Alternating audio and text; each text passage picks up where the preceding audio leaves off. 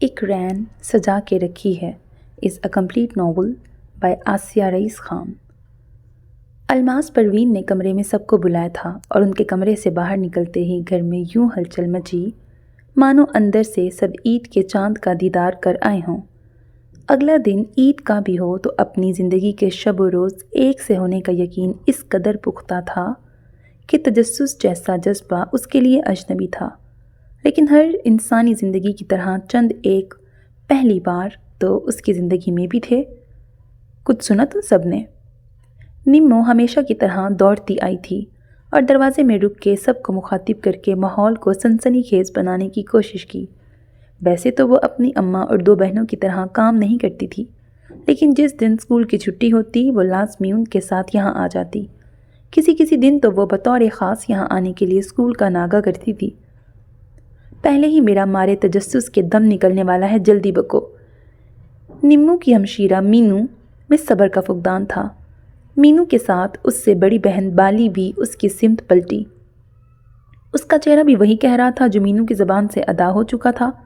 ان تینوں نے ایک نظر آٹا گوندتی رہی آئیدن کو دیکھا جو معمول کی طرح اطراف سے بے نیاز تھی۔ وہ آدم بیزار یا خشک مزاج نہیں تھی، لیکن دوسروں کے معاملات میں اس کی دلچسپی کا عالم صفر تھا۔ وہ خود سے کبھی کہیں شامل نہیں ہوتی تھی۔ ہاں کوئی بلائے یا بات کرے تو نرمی اور پیار سے بات یا معاملے میں شامل ہو جاتی، لہٰذا انہیں اس تازہ ترین خبر میں بلکہ کسی بھی معاملے میں اس کے آگے بڑھ کے دلچسپی نہ لینے کا ایسا ہی یقین تھا جیسے کل صبح سورج نکلنے کا۔ سو اگلے ہی پل وہ اسے نظر انداز کر کے فی الوقت کی بریکنگ نیوز کی جانب متوجہ ہوئیں جو نمو کے قبضے میں تھی۔ ہمدان بھائی آ رہے ہیں۔ اس نے آخر فضا پر تنی تجسس کی قبا اپنے انکشاف کی تیز ہوا سے اڑا دی اور خود ہی شور مچانے لگی کہ اسے ہمدان بھائی بڑے پسند تھے، بلکہ اس کا پہلا کرش کہنا زیادہ مناسب ہوگا۔ اس کی ہو ہا کے شور میں کسی نے نہیں دیکھا کہ دنیا سے بے نیاز اس لڑکی کے ہاتھ تھم گئے ہیں۔ وہ کچھ لمحوں کے لیے بت بن گئی ہے اور اس کے اندر پیالے میں یکجا ہوئے آٹے پر مٹھیاں مارنے کی قوت یکایک ختم ہو گئی تھی، مگر جلد ہی سنبھل کے اس نے انگلیاں ایک ساتھ ملا کے بھیجیں۔ اس معمولی کے کام میں اس کی جدوجہد کوئی نہ جان سکتا تھا نہ سمجھ سکتا تھا۔ وہ تینوں کام چھوڑ کے الماس پروین کے چھوٹے سپوت پر براہ راست ٹاک شو شروع کر چکی تھیں جو 2 سال بعد واپس آ رہا تھا۔ آئیدن نے قریب آ کے بالی کا بازو ہلایا تو وہ پلٹی۔ میں کچھ دیر بعد آ کے روٹی بناتی ہوں۔ اس نے مصروف سا ہنکارا بھرا اور زور و شور سے جاری بحث میں شامل ہو گئی۔ سکینہ خالہ، مینو اور بالی گھر کی صاف صفائی اور کھانا پکانے پر مامور تھیں۔ وہ باورچی خانے سے باہر نکلی جو مکان سے الگ تھلگ نہیں تھا لیکن سب سے آخری کمرہ ضرور تھا۔ اس کے داخلی دروازے کے بائیں جانب کمروں کی بنا کھڑکی والی دیوار تھی، بس ایک کمرے کا دروازہ اس سمت کھلتا تھا جو اس کا تھا۔ باورچی خانے کے عین سامنے لاؤنج اور ہال کے ذیلی دروازے تھے جو باورچی خانے سے لاؤنج اور ہال میں آنے جانے کے لیے استعمال ہوتے تھے۔ اس آمد و رفت کے لیے درمیان میں روش بنی تھی۔ دائیں سمت کھلا لان تھا۔ باورچی خانے اور اس کے کمرے کو ایک تنگ سی گلی جدا کرتی تھی، عقبی حصے میں جاتی تھی جہاں کبھی چھت پر جانے والا زینہ تھا۔ وہ اسی گلی سے گزر کے پیچھے آ گئی۔ اس جگہ پہنچ کے قدم خود بخود رک گئے۔ سالوں پہلے جب وقت کے مطابق چلتے ہوئے مکان میں کچھ جدید طرز کی تبدیلیاں کی گئیں تو چھت پہ جانے والی پرانی سیڑھیاں بے مصرف ہو گئی تھیں کہ سب کچھ اگلے حصے میں منتقل ہو گیا تھا۔ عقبی حصہ آمد و رفت اور کسی بھی قسم کی مداخلت سے فارغ کر دیا گیا تھا تاہم زینے اب بھی موجود تھے اور یہی اس کی پسندیدہ جگہ تھی۔ دن ہو یا رات، کسی بھی پہر وہ بے دھڑک گھنٹوں یہاں گزار دیتی تھی کہ اس طرف کوئی کھڑکی بھی نہیں تھی۔ کوئی گلی سے اندر آتا تبھی اسے یہاں کسی کی موجودگی کا اندازہ ہوتا تھا اور ادھر کوئی نہیں آتا تھا۔ اس کے یہاں آنے جانے کا علم بھی مینو اور بالی کو ہی تھا۔ پلو لہرا کے دھول ہٹانے کی کوشش کے بعد وہ زینے پہ بیٹھ گئی۔ سامنے احاطے کی دیوار سے لگ کے نیم اور پیپل کے گھنے پیڑ اپنے پتے کو چپ رہنے کا حکم دے کر اس سبز آنکھوں اور گلابی رنگت والی حسینہ کو سننے کو بےتاب تھے جو چپ کی زبان بھی میں ان سے بے تحاشا باتیں کرتی تھی۔ شاخوں سے لٹکے پتے بھی سعادت مندی سے بے حس و حرکت تھے۔ اچانک اسے اپنا دم گھٹتا محسوس ہوا اور اس نے گھبرا کے دوپٹہ نکال کے گود میں رکھ لیا۔ باورچی خانے میں اس نے پہلے فقرے کے بعد ان تینوں کی گفتگو کا ایک لفظ بھی نہیں سنا تھا، لیکن اس وقت اس کے ذہن میں بھی وہی بات تھی جو ان تینوں کے جوش کا مرکز تھی کہ ہمدان شادی کے لیے آ رہا ہے۔ ظاہر ہے 2 سال ہو گئے ہیں انگیجمنٹ کو۔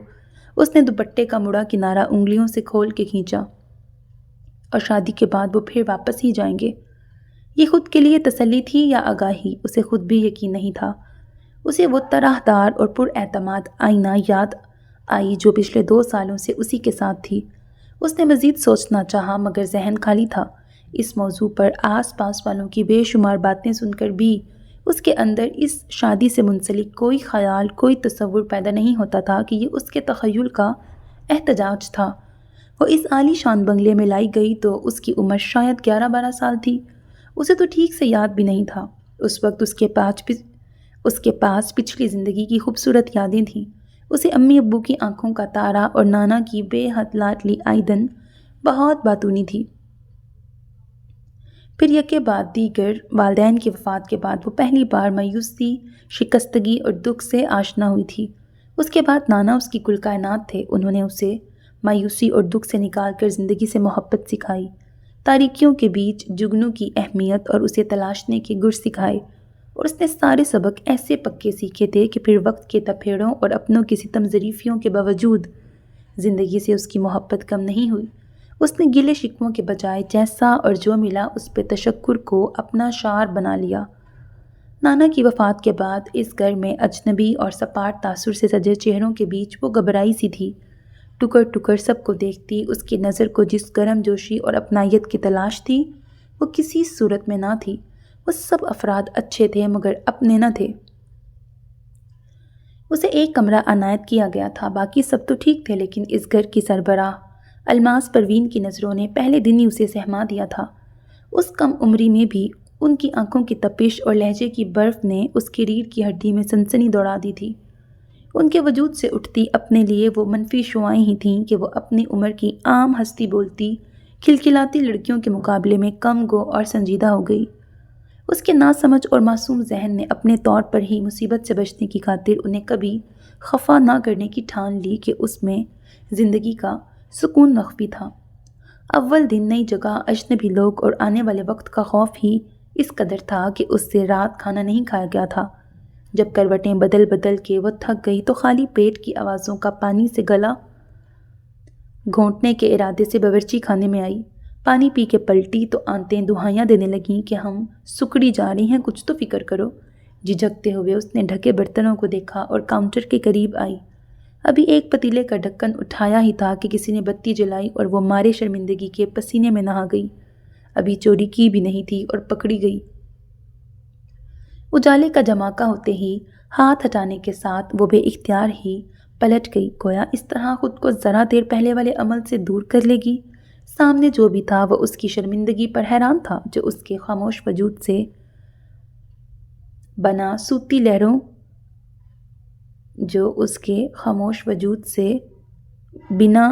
سوتی لہروں کے چیخ رہی تھی۔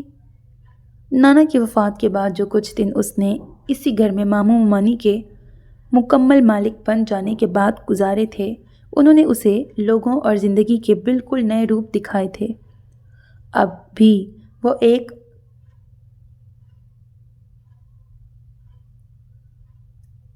ڈانٹ کی امید کر رہی تھی۔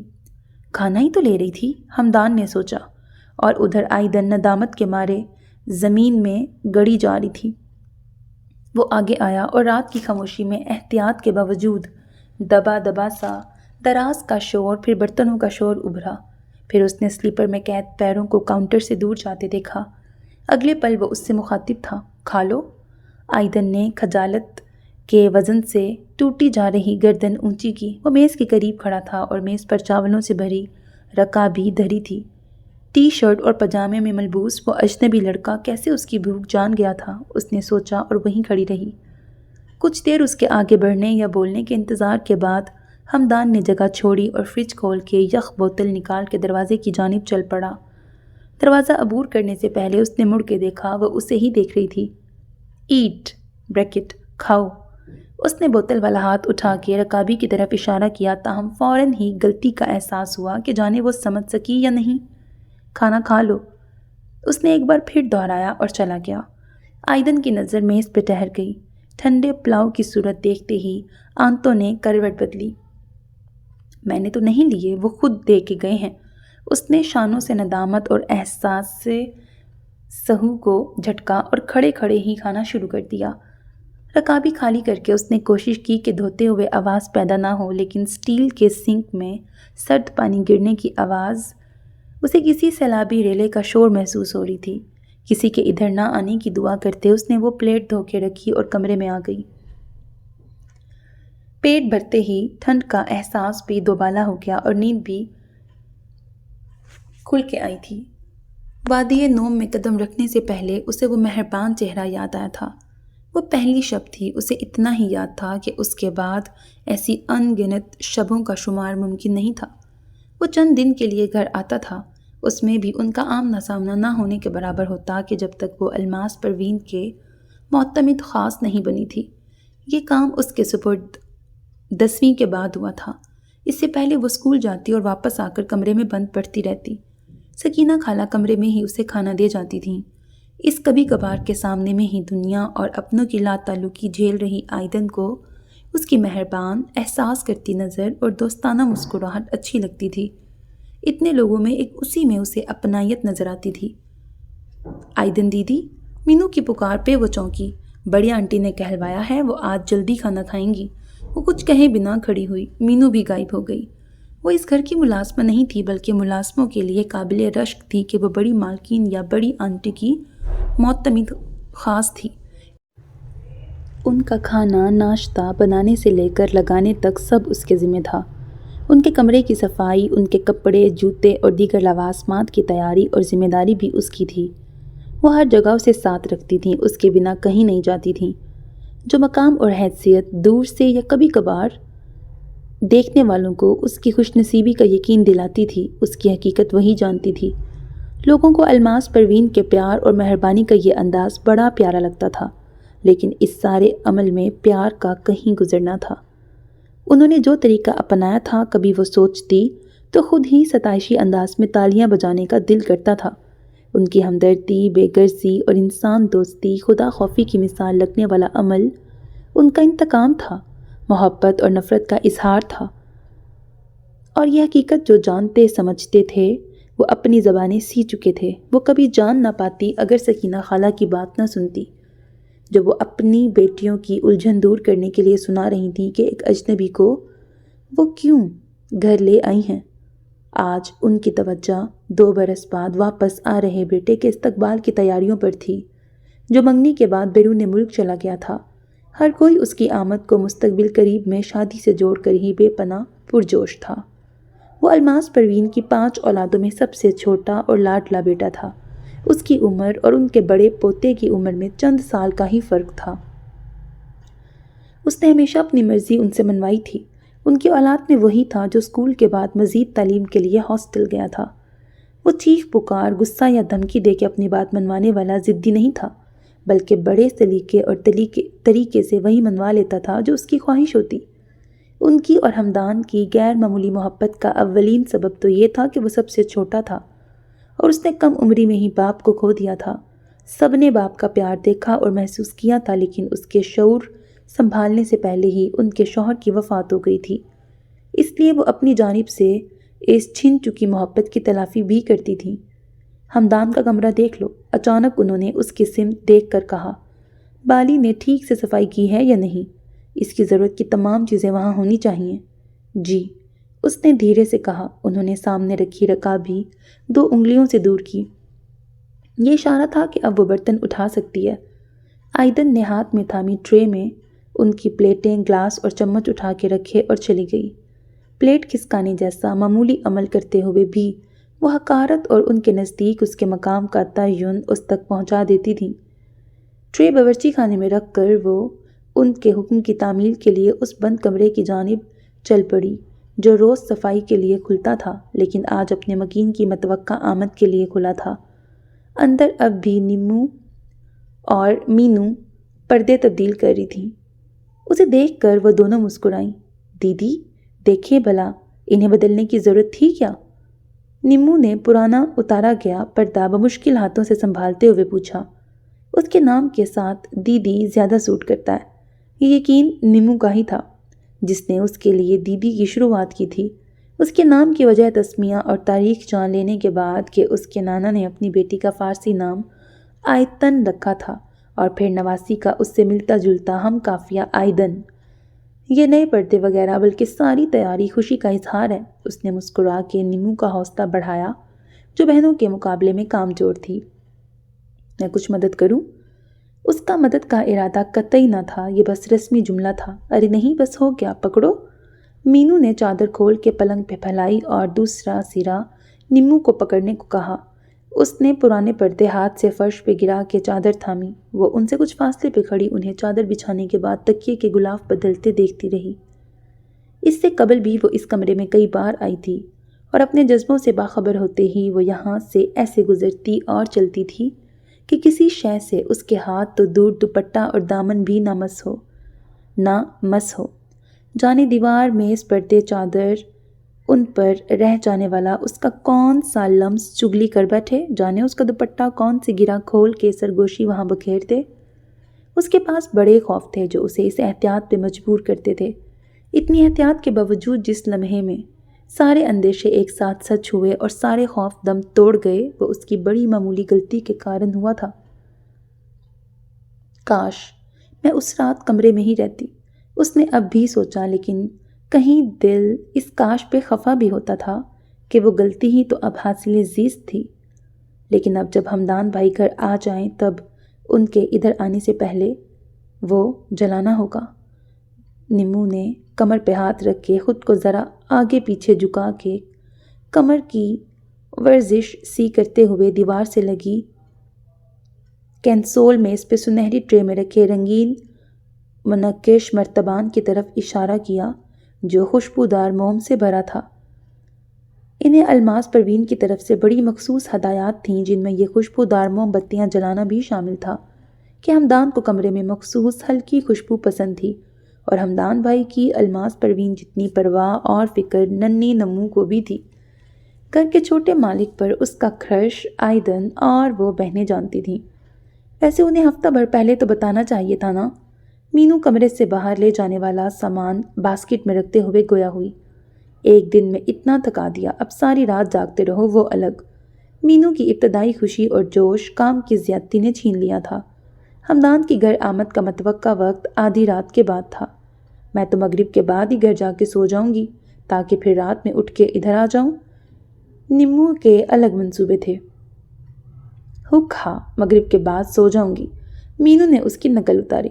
چلو ورنہ ابھی بالی چیخنے لگے گی۔ اسے بڑی بہن کا خیال آیا جو سکینہ خالہ کے ساتھ باورچی خانے میں مصروف تھی۔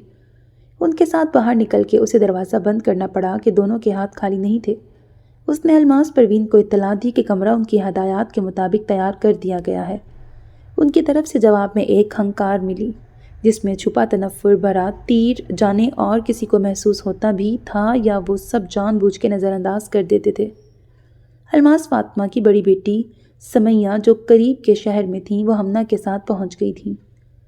2 ہفتے قبل آئینہ فرینکفرٹ سے واپس آئی تھی جہاں پچھلے 2 برسوں سے وہ ایک ہی پروجیکٹ پہ کام کر رہے تھے۔ جب گھر والوں کے ساتھ ساتھ اس نے اپنے آنے کی اطلاع اسے بھی دی تو وہ خفا ہو گئی کہ وہ اس کے ساتھ نہیں آنا چاہتا تھا، اس لیے بہانہ بنا کے رکا تھا۔ اس نے زیادہ صفائی دینے کی کوشش کی، نہ منانے کی، بس ایسی کوئی بات نہیں ہے کہا تھا۔ وہ اس وقت کچھ سوچنا نہیں چاہتا تھا لیکن دل تو یوں ہی بدنام ہے، ذہن اور سوچیں بھی کب ہمارے اختیار میں ہوتی ہیں۔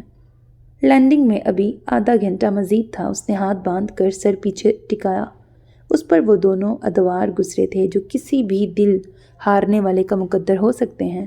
واردات قلب کا واحد فریق ہونے کی کسک، محرومی اور لا حاصل کی صداقت قبول کر لینے کے بعد وہ جاں فضا لمحہ اس کی زندگی میں بھی آیا جس کی وقوع پذیری کی دعائیں کہ کوئی اور بھی ان شعلوں سے لپٹ کے سکون محسوس کر رہا ہو جس میں ہم جل رہے ہوتے ہیں۔ لیکن دوسری صورتحال بھی اس کے لیے خوشی کا سامان نہ بن سکی تھی، بلکہ ان 2 برس کے خود ساختہ ہجر میں اس لمحے نے اسے کبھی خوش اور مطمئن ہونے نہ دیا۔ اس دن سے پہلے جانے کتنی بار اس نے ان کندنی سبز آنکھوں والی لڑکی کو دیکھا تھا جو بلا شبہ اسے اس وقت بھی پیاری لگتی تھی، لیکن یہ پسندیدگی ایسی تھی جو کسی بھی خوبصورت اور دلکش چیز کے لیے ہوتی ہے۔ ایک ہی گھر میں رہتے ہوئے کئی بار ان کا آمنا سامنا بھی ہوتا تھا۔ وہ زیادہ تر خاموش ہی رہتی تھی۔ اس نے کم ہی اسے کسی سے گفتگو میں پہل کرتے دیکھا تھا۔ اسے ان کے یہاں آئے 2-2.5 برس ہونے کو آئے تھے۔ اس بار جب وہ فائنل نتائج کے بعد ہاسٹل سے گھر آیا تو معمول کی طرح بھتیجوں اور اکلوتی بھتیجی کے لیے تحائف لایا تھا، اور چونکہ اسے علم تھا اس نے بھی 10ویں کے بعد کالج جانا شروع کیا ہے، لہٰذا اس نے ایمل کے لیے کالج بیگ لیا تو اس کے لیے بھی ایک بیگ خرید لیا۔ پورا دن وہ اسے کہیں دکھائی ہی نہیں دی۔ آخر وہ سونے سے پہلے اس کا تحفہ دینے اس کے کمرے کے باہر تھا۔ وہ پہلی بار اس کمرے تک آیا تھا اور اس کے لیے یہ ایک بے ضرر اور عام سی بات تھی۔ دستک پر آئدن نے دروازہ کھولا۔ سکینہ خالہ، ان کی بیٹیوں اور کبھی کبھار سمیہ کے علاوہ کوئی اس کے کمرے میں آتا نہیں تھا، اور اس وقت تو قطعی نہیں۔ اس نے دروازہ کھولا تو ہمدان کے سامنے گھبرائی صورت تھی۔ اسے دیکھتے ہی گھبراہٹ پر حیرت حاوی ہو گئی۔ اس نے بیگ آگے کیا اور اچانک جانے کی در سے سمیہ نے آ کے بیگ اچک لیا۔ باجی، ان کی آمد سے زیادہ ان کا بیگ جھپٹنے کا انداز اسے حیران کر رہا تھا۔ ہمدان، کان کھول کے سن لو، اگر آئدن کو کسی مشکل میں نہیں ڈالنا چاہتے تو کبھی ادھر کا رخ نہیں کرنا، اور نہ یہ سب۔ انہوں نے بیگ والا ہاتھ ہلایا۔ باجی، اس کی حیرت میں اضافہ ہوا۔ آئدن الگ ان کی بات سن کے سکتے میں تھی۔ آئدن، انہوں نے اس کے گلابی گال پہ ہاتھ رکھا، بیٹا تم جاؤ اندر اور پریشان نہ ہو، کچھ نہیں ہوا ہے۔ ان کے لہجے میں ذرا دیر پہلے والی تنبیہی اور آگاہی والا سر ندارت تھا۔ یہاں کے لوگوں میں کبھی کبھی آنے والی سمیہ باجی سے ہی اسے اپنائیت اور انسیت کا احساس ملا تھا۔ آئدن نے سر ہلایا، ایک نظر ہمدان پہ ڈالی اور دروازہ بند کر لیا۔ آؤ، وہ اس کا ہاتھ کھینچتے ہوئے اسے لاؤنج میں لے آئیں۔ بیٹھو۔ اسے صوفے پہ بٹھا کے وہ بھی ساتھ بیٹھ گئیں۔ سمیہ باجی اسلم بھائی کے بعد دوسرے نمبر پہ تھیں، ان کے بعد عدنان بھائی اور پھر شازماں آپی تھیں۔ تمہیں آئدن پسند ہے؟ ان کا خوف اتنا بڑا تھا کہ ان کے اندر اشاروں، کنائیوں اور گھما پھرا کے سراغ لگانے اتنا حوصلہ اور صبر بھی نہیں رہا تھا۔ آئدن اس عمر میں تھی جہاں شباب بھی پرشباب ہوتا ہے، اور حسن میں تو بے مثال تھی۔ ان کا ڈر بجا تھا۔ ایسی تو کوئی بات نہیں۔ وہ بدک کے پیچھے ہوا کہ اس کے سوال کا مفہوم وہ بخوبی سمجھ گیا تھا۔ وہ بغور اس کے تاثرات دیکھ رہی تھیں۔ شکر ہے ہمدان، انہوں نے پورا رخ اس کی جانب کیا۔ سوال جواب مت کرنا، لیکن آج جو کہہ رہی ہوں اسے ہمیشہ یاد رکھنا۔ تمہاری فیلنگ اور نیت جو بھی ہو، آئدن میں تمہاری ذرا سی دلچسپی بھی اس پر زندگی تنگ کر دے گی۔ لیکن کیوں؟ وہ آئدن کی طرح 15 سال کا لڑکا نہیں تھا جو بلا حیل و حجت سب سن اور مان لیتا۔ وہ سب تم نہیں سمجھو گے، لیکن میں نے آج تک تمہیں بلا وجہ کوئی ہدایت دی ہے؟ آخر میں انہیں اس کی جانب سے یقین دہانی پانے کے لیے اپنے ماضی کا سہارا لینا پڑا۔ وہ سب بہن بھائیوں میں معاملات، حالات اور رویوں کی زیادہ سمجھ رکھتی تھیں۔ ان کے مشوروں پر عمل کرتے ہوئے کوئی متعامل نہیں ہوتا تھا۔ وہ عمر میں اس سے کافی بڑی تھیں۔ اس کی 3 بیٹیاں تھیں، کوئی بیٹا نہیں تھا۔ وہ سب سے چھوٹا بھائی تھا۔ وجہ ان میں سے کوئی ایک تھی یا ساری جو ان کی ہمدان کے لیے محبت، ممتا میں لپٹی محسوس ہوتی تھی۔ یہ بھائی ان کے لیے بڑا خاص تھا۔ آپ غلط نہیں کہہ رہی ہیں، لیکن کون زندگی تنگ کرے گا؟ اس بے ضرر لڑکی کے لیے کوئی برا سوچ بھی کیسے سکتا تھا؟ وہ بھی اس کی چند معمولی عنایات کی وجہ سے؟ وہ حیران تھا۔ امی؟ ہاں، اور اب مزید سوال مت کرو۔ اس کے پیچھے لمبی ہسٹری ہے۔ بس آئندہ یوں بیہیو کرو کہ آئدن یہاں موجود ہی نہیں ہے، ٹھیک ہے؟ ایک عام سی بات پر سمجھدار بہن کا ایسا شدید رد عمل، اور پھر یہ عجیب سی وجہ۔ انہیں علم ہی نہیں تھا انہوں نے اس رات آئدن کو اس کے لیے کتنا خاص بنا دیا تھا۔ جس کے خدشے انہیں ستا رہے تھے، ان کے اس عمل نے ان کے سچ ہونے کی بنیاد رکھتی تھی۔ بہرحال اسے باجی پر اتنا بھروسہ تھا کہ اس نے خود بخود اپنی ماں کے رویے پہ غور کرنا شروع کیا، اور جلد ان کے انداز سے ان میں آئدن کے لیے چھپی نفرت بھانپ لی تھی۔ اور یہ جان کے اسے جتنا دکھ ہوا اس پہ وہ ششتر رہ گیا۔ یہ پہلا احساس تھا جس نے اسے چونکایا تھا۔ اس کے بعد وہ محتاط ہو گیا، خاص طور پر امی کی موجودگی میں۔ لیکن آزادی چھنتے ہی انسان چور رستے ڈھونڈ لیتا ہے۔ جانے یہ رفتہ رفتہ پرورش پا کے ہونے والا حادثہ تھا یا اسی شب اس سفر کا آغاز ہو چکا تھا، اسے احساس مگر دھیرے دھیرے ہوا تھا۔ وہ جب بھی ہاسٹل سے گھر آتا، راستہ بھر قیاس کرتا رہتا، وہ اسے سب سے پہلے کہاں نظر آئے گی؟ لاؤنج میں امی کو چائے دیتے ہوئے، لان میں انہیں صبح کا اخبار دیتے ہوئے، ان کے کمرے میں ان کے الماری میں استری شدہ کپڑے رکھتے ہوئے، یا راہداری میں ٹرے اٹھائے، یا پھر قسمت مہربان رہی تو وہ اسے تنہا اپنے آپ میں گم یا پڑھائی کرتے ہوئے لان کے گوشے میں دیکھ سکے گا۔ گھر آنے کا سارا جوش اور خوشی آئیدن کے دیدار سے وابستہ ہو کے رہ گئی تھی، تاہم اسے سمیہ کی بات پر اتنا یقین تھا کہ اس نے کبھی اس کے قریب جانے یا اسے مخاطب کرنے کی کوشش نہیں کی تھی۔ وہ اکثر فجر کے بعد لان میں اپنی کتابیں لے کے بیٹھتی تھی، اور اس نے بھی چند دنوں کے قیام میں فجر کے بعد جاگنگ کے لیے جانا شروع کر دیا۔ آتے اور جاتے وقت ایک اچٹتی سی نگاہ اس کی نئی آکسیجن تھی۔ محبت اپنے سارے رنگوں اور جزیات کے ساتھ ساتھ ابتدا سے ہی حد درجے محتاط تھی۔ اسے سمیہ کی بات بھولتی نہیں تھی، اور گزرتے وقت کے ساتھ آئیدن کی تنگ زندگی مزید تنگ نہ ہو، اس سعی میں وہ بڑا کامیاب رہا۔ کبھی کسی کو اس کے دل کی خبر نہ ہو سکی۔ ویسے بھی الماس پروین کا اس کے ساتھ جو رویہ تھا، گھر کے بچے اپنے والدین کی ہدایت پر آئیدن کے ساتھ فری نہیں ہوتے تھے، اور اس نے تو دل کی بے ایمانی کے بعد سخت سے سخت پہرے بٹھا دیے تھے۔ اسے ہر قسم کے عذاب اور عذاب سے بچانے کی خواہش کو جھٹکا اس وقت لگا جب اس سے چند سال چھوٹی بھانجی ناجیہ سے اس نے سنا کہ آئیدن کے لیے کوئی رشتہ آیا ہے۔ وہ یکا یک سن ہو گیا تھا۔ آس پاس اچانک لا یعنی آوازیں تھیں جنہیں اس کا ذہن ڈی کوڈ کرنے سے قاصر ہو گیا تھا۔ یہ سچ تو اس نے اب تک نظر انداز ہی کیا تھا۔ آخر تمہیں اسے عذاب اور عطاب سے ہی بچانا ہے نا؟ وہ مان جاتا، لیکن اب ذہن مگر کیوں کی تکرار جاری رکھتا۔ خیر، اس رشتے کی بات وہیں ختم ہو گئی کہ ابھی وہ پڑھ رہی تھی، مگر ہمدان کے لیے ایک نئی اذیت کا در کھول گئی۔ اگلی بار اس نے سنا خاندان سے ہی کسی نے رشتہ بھیجا ہے، اور اس بار بھی انکار ہو گیا کہ امی مطمئن نہیں۔ وہ بلا کے حسن کی مالک تھی، سو لوگوں کے لیے اس کا یتیموں یسیر ہونا یا سگے ماموں کی بے اعتنائی کوئی مسئلہ نہیں تھی۔ جب اس نے اپنے جذبات پوری ایمانداری سے قبول کر لیے تو ایک دن سمیہ سے اپنی امی اور آئیدن کے انوکھے رشتے کی حقیقت پوچھ ہی لی۔ ٹھیک ٹھاک تو پروپوزلز تھے، امی کیوں نہ کہہ رہی ہیں؟ ذرا دیر پہلے ناجیہ اپنی مما اور ممانیوں کے ساتھ اسی موضوع پہ بات کر رہی تھی۔ ان کے جاتے ہی اس نے سمیہ سے پوچھا، شاید امی نہیں کرنا چاہتی اس کی شادی، لیکن کیوں؟ اس کے سوال پہ وہ چپ ہو گئیں۔ کم آن باجی، اور انہوں نے اصل واقعہ کہہ سنایا۔ مکمل قصے کے بعد وہ دونوں کتنی دیر خاموش رہے۔ امی کے لیے وہ آئیدن نہیں آیتن ہے۔ وہ اسے فراز احمد کو ٹھکرانے کی سزا دے رہی ہیں۔ اگر وہ قبول کر لیتی تو ان کی طرح اس گھر میں آئیدن بھی مالکن ہوتی۔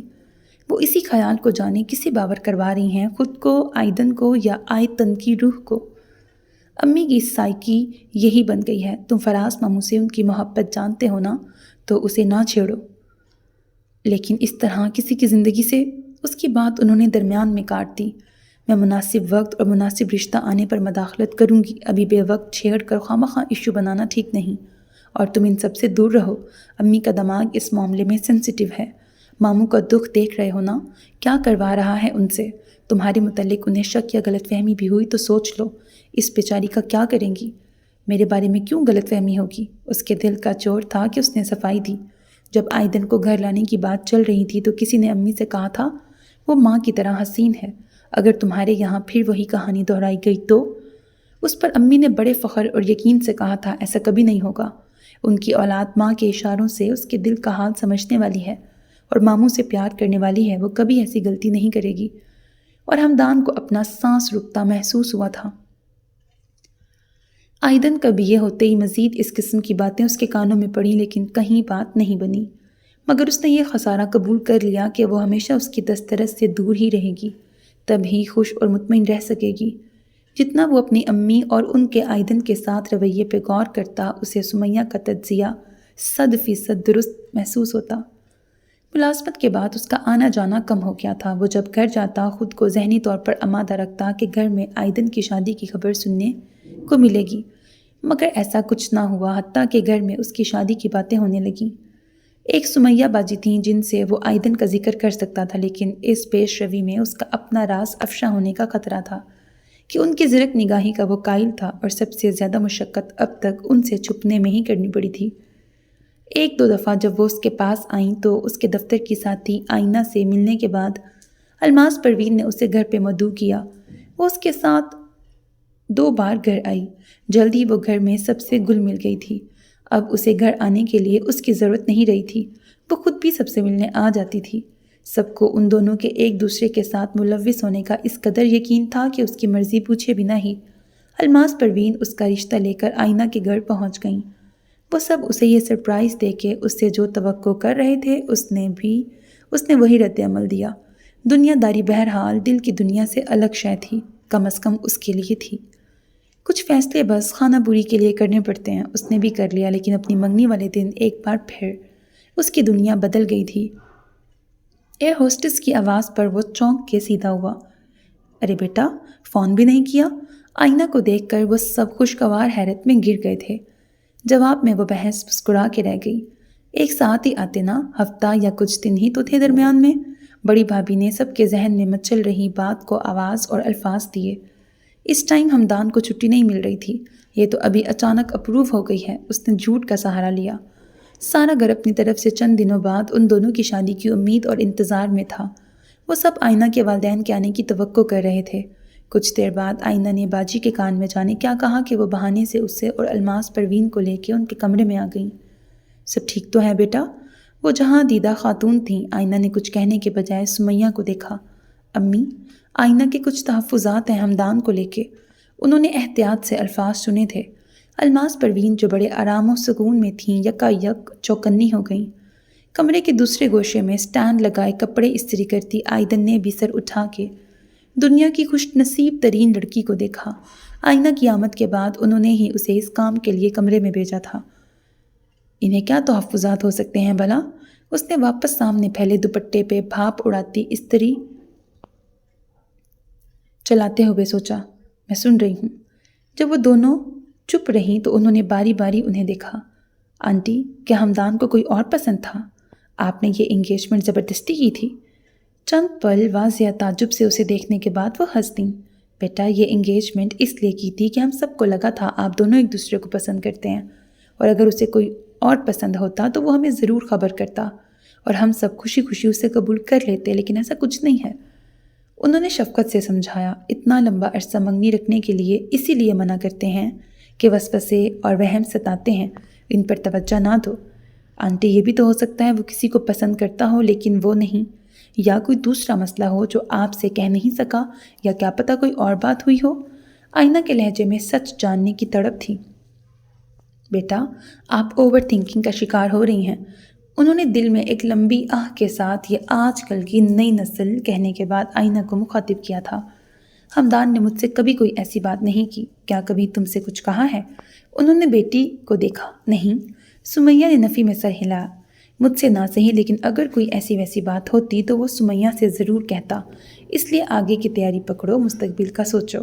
ہم سب 1-2 دن میں آتے ہیں اور شادی کی تاریخ طے کرتے ہیں، بلکہ آج ہی سمدن کو اپنی آمد اور مقصد سے آگاہ کر دیتی ہوں۔ وہ حتمی لہجے میں کہہ کے کھڑی ہوئی، میں نماز پڑھ لوں، پھر ساتھ کھانا کھاتے ہیں۔ اس دفعہ ان کی آواز ذرا بلند تھی اور آئندن نے استری کا سوئچ آف کر دیا۔ وہ اٹھ کر غسل خانے میں گئیں اور اس نے ان کے مخصوص گوشے میں جائے نماز بچھائی، پھر الماری سے نماز والا دوپٹہ نکال کے جائے نماز کے قریب رکھی گول میز پہ رکھا، جہاں قرآن پاک کا نسخہ اور دیگر مسنون دعاؤں اور اذکار کی کتب رکھی تھیں۔ تم نے ہمدان سے اس موضوع پہ بات کی؟ باجی نے آئینہ سے پوچھا۔ وہ دوبارہ سابقہ جگہ آن کھڑی ہوئی تھی۔ کئی بار باجی، اس نے ہاتھ اٹھا کے گرائے۔ ہمدان کا ایک ہی جواب ہوتا ہے کہ ایسا کچھ نہیں، لیکن باجی آپ خود بتائیں۔ 2 سال میں اس نے ایک بار بھی اپنائیت کا احساس نہیں دلایا۔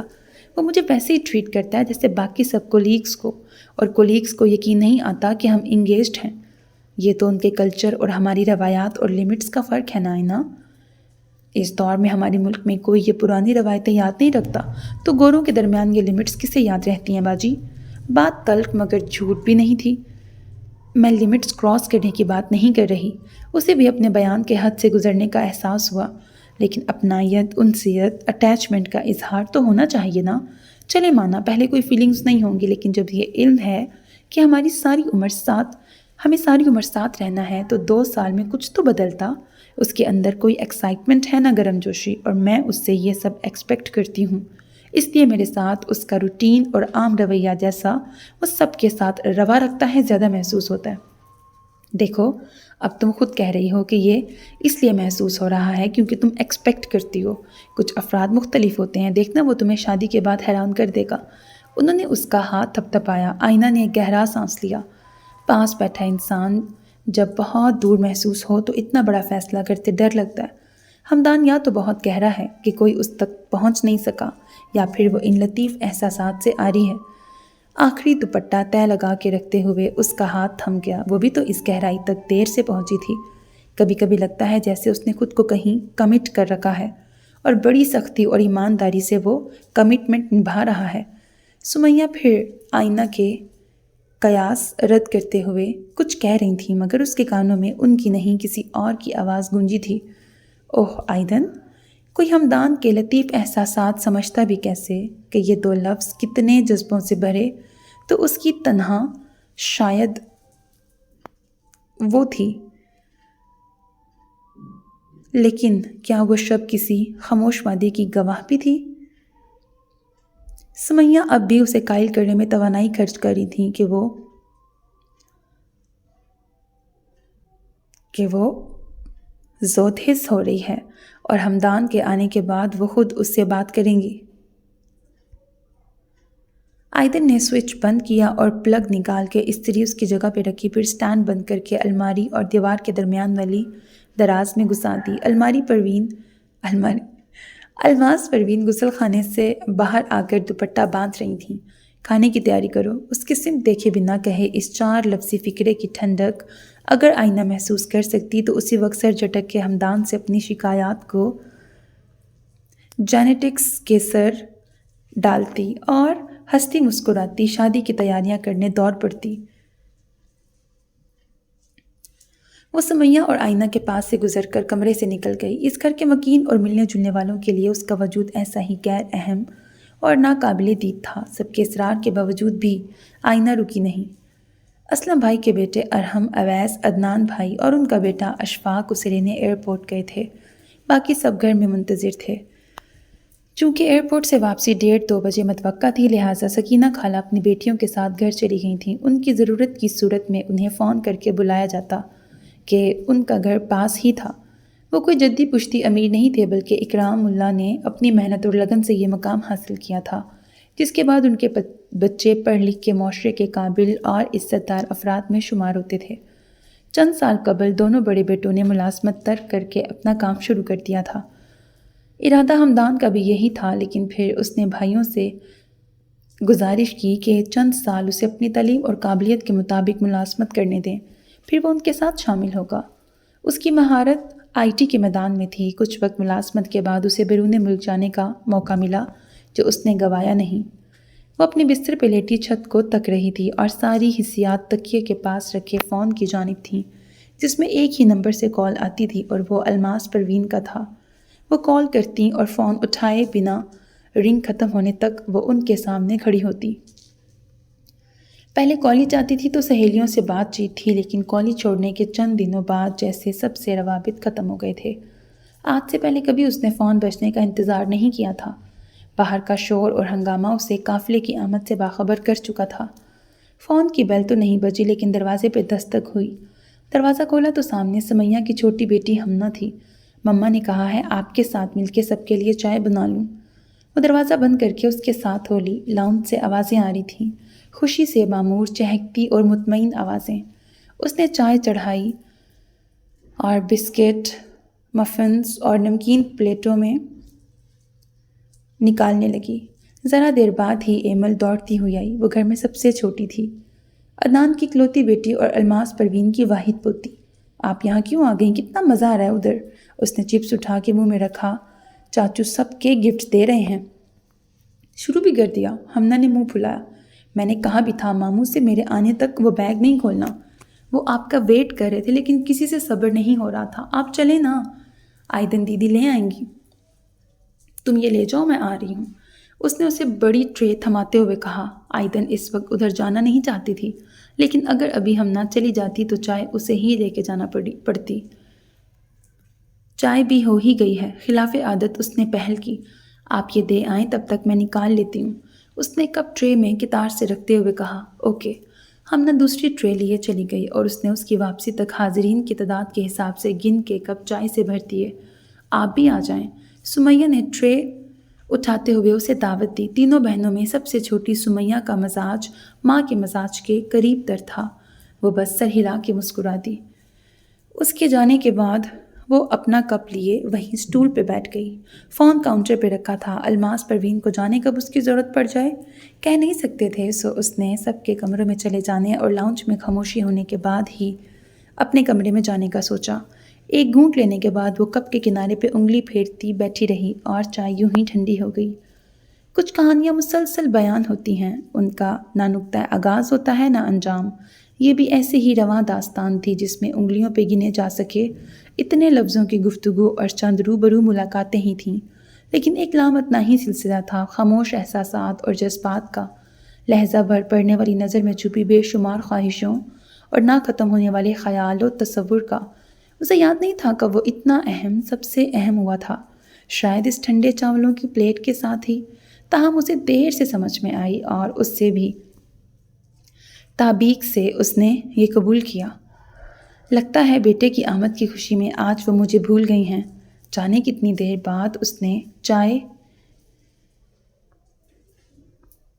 سنک میں انڈیل کے کپ دھوتے ہوئے سوچا۔ فون اٹھا کے جانے ہی لگی تھی کہ ہمنا خالی کپوں کی ٹرے لیے اندر آئی۔ نانو نے بلایا ہے آپ کو، وہ دراصل فون کمرے میں بھول گئی ہیں، اس نے مسکراتے ہوئے اطلاع دی۔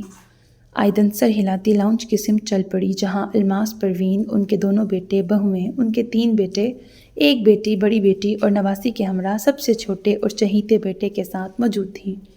چھوٹی شاسمہ نہیں آ سکی تھی، اگلے 1-2 دن میں اس کی آمد متوقع تھی۔ دور سے ہی کچھ قالین پر، کچھ صوفے پہ بیٹھے، کھلے بیگ سے نکلا سامان پھیلائے افراد اسے نظر آ رہے تھے، لیکن اس نے ایک جھلک چرانے کی بھی کوشش نہیں کی اور دبے پاؤں چلتی الماس بیگم کی کرسی کے قریب جا کے کھڑی ہو گئی۔ اس نے کبھی خود کو بہکنے یا خواہش کے آگے گھٹنے ٹیک دینے کی رعایت نہیں دی تھی۔ اس کی موجودگی کا احساس ہوتے ہی انہوں نے اشارے سے اسے قریب ہونے کو کہا۔ اس شور شرابے میں ان کی بات سننے کے لیے وہ ان کے قریب جھک گئی۔ یہ دونوں بیگ ہمدان کے کمرے میں پہنچا دو اور کینڈلز جلا دینا۔ ان کا اشارہ ایک جانب رکھے 2 بڑے ٹرالی بیگوں کی جانب تھا۔ ذرا دیر وہ اسی وضع میں ٹھہری رہی کہ آیا وہ مزید ہدایات دیں گی، لیکن جب وہ مسکرا کے سامنے دیکھنے لگی تو وہ بھی سیدھی ہو گئی۔ کمان سی حالت سے تیر بنتے ہوئے اس کی نگاہ اس چہرے پہ پڑ ہی گئی، پورے 2 سال 1.5 ماہ اور 10 دن بعد۔ دیوار کے پاس کھڑے بیگ کے دستے کھینچ کے وہ اس کے کمرے کی جانب چل پڑی۔ کوئی اور متوجہ نہیں تھا، ورنہ روکتا ضرور یا اس کی مدد کی خاطر کم سے کم ایک بیگ خود لے لیتا، اور جس کا رواں متوجہ تھا اس نے اس کے معاملات میں مداخلت خود پر ممنوع کر رکھی تھی۔ دروازہ کھولنے کے بعد اس نے باری باری ایک بیگ کھینچ کے اندر لیا اور دروازہ کھلا چھوڑ دیا۔ دونوں بیگ پلنگ کے ساتھ والی دیوار سے لگا کے کھڑے کرتے ہوئے وہ بے خیال سی بیگیج ٹیگ ہاتھ میں لے کر دیکھنے لگی۔ کچھ دیر بعد خود ہی اپنی بے خودی کا احساس ہوا اور وہ جھٹ ٹیگ چھوڑ کے دور ہوئی، جیسے پتہ نہیں کیا گناہ سرزد کر بیٹھی ہو۔ اتنی جلدی سب کے درمیان سے اٹھ کے ادھر آنا ممکن تو نہیں تھا، پھر بھی وہ عادتاً محتاط تھی۔ وہ پلٹ کے کنسول میں اس کے پاس آئی۔ شیشے کے خوبصورت نقش والے چھوٹے سے مرتبان میں حرارت سے خالی زردی مائل سا موم منجمد تھا۔ سمیہ کی منجلی بیٹی نازیہ نے کینڈل میکنگ شوقیہ شروع کی تھی، اور پھر یہ کام اتنا پسند آیا کہ سنجیدگی سے اسے اپنا پیشہ بنا لیا۔ اس نے خوشبودار موم بتی کا پہلا تحفہ اپنے ماموں کو دیا تھا، اور بھانجی کے بعد انہیں استعمال کرنے کا دوسرا شوق ماموں کو لاحق ہوا تھا۔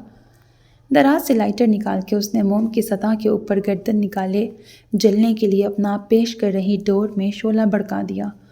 ونیلا کی نہایت ہلکی اور مسحور کر دینے والی مہک کمرے کو بھرنے لگی۔ یہ کیک جیسی میٹھی اور تیز نہیں بلکہ دھیمی اور مسکن تھی۔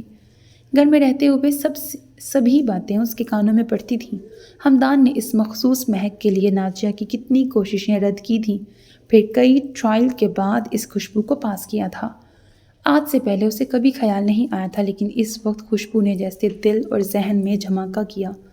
چھوٹی بھابھی ایمل کی سالگرہ کے دن کیک بنا رہی تھیں۔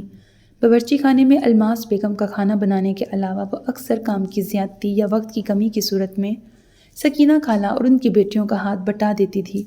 وہ بھی ایسا ہی دن تھا۔ سالگرہ کے اہتمام میں بن رہی بریانی، قورمے اور کباب کی تیاری میں سبھی بھاگ بھاگ کے کام کر رہے تھے۔ وہ سلاد اور رائتہ بنا رہی تھی۔ چھوٹی بھابھی کے ہاتھ سے ونیلا ایسنس کی شیشی پھسلی۔ انہوں نے گرتی شیشی پکڑنے سنبھالنے کی کوشش کی اور وہ جانے کیسے پاس کھڑی آئندن کے دوپٹے اور دامن پہ الجھ گئی۔ فرش پر گرنے سے پہلے شیشی اپنے لوازمات اس پہ خالی کر چکی تھی۔ ونیلا کی میٹھی اور تیز خوشبو سارے باورچی خانے میں بھر گئی۔ اس نے ہاتھ روک کے وہیں سنک میں دوپٹہ کرتے دامن دھویا تاکہ داغ نہ لگے۔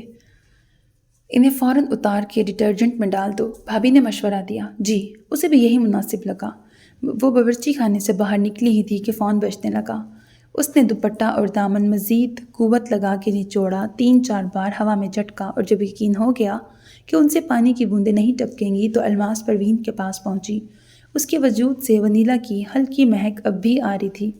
مینو کو لے کے جاؤ اور ہمدان کے روم کی صفائی کر دو، اس کی جانب دیکھے بنا انہوں نے حکم دیا۔ اس کا مطلب تھا وہ آج آ رہا تھا۔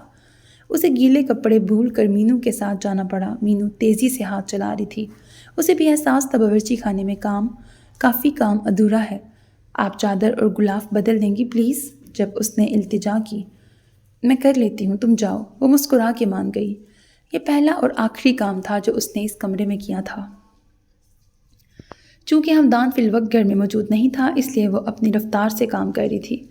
چادر بچھا کے اس نے تکیے کے غلاف بدلے اور میلی چادر اور غلاف لے کے باہر آ گئی۔ کچھ دیر بعد یاد آیا کہ وہ فون بھول گئی ہے۔ واپس کمرے میں آ کے فون ڈھونڈا جو پلنگ کے نیچے چلا گیا تھا۔ فون لے کے وہ کھڑی ہوئی تو دروازے میں ہمدان کھڑا تھا۔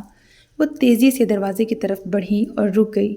راستہ مسدود تھا۔ ہمدان ایک سمت ہوا اور وہ اس کے بازو سے گزر کے چلی گئی۔ ونیلا، وہ دھیرے سے بڑبڑائی اور باقی 2 موم سے بھرے مرتبان کے کناروں پر انگلی پھیری۔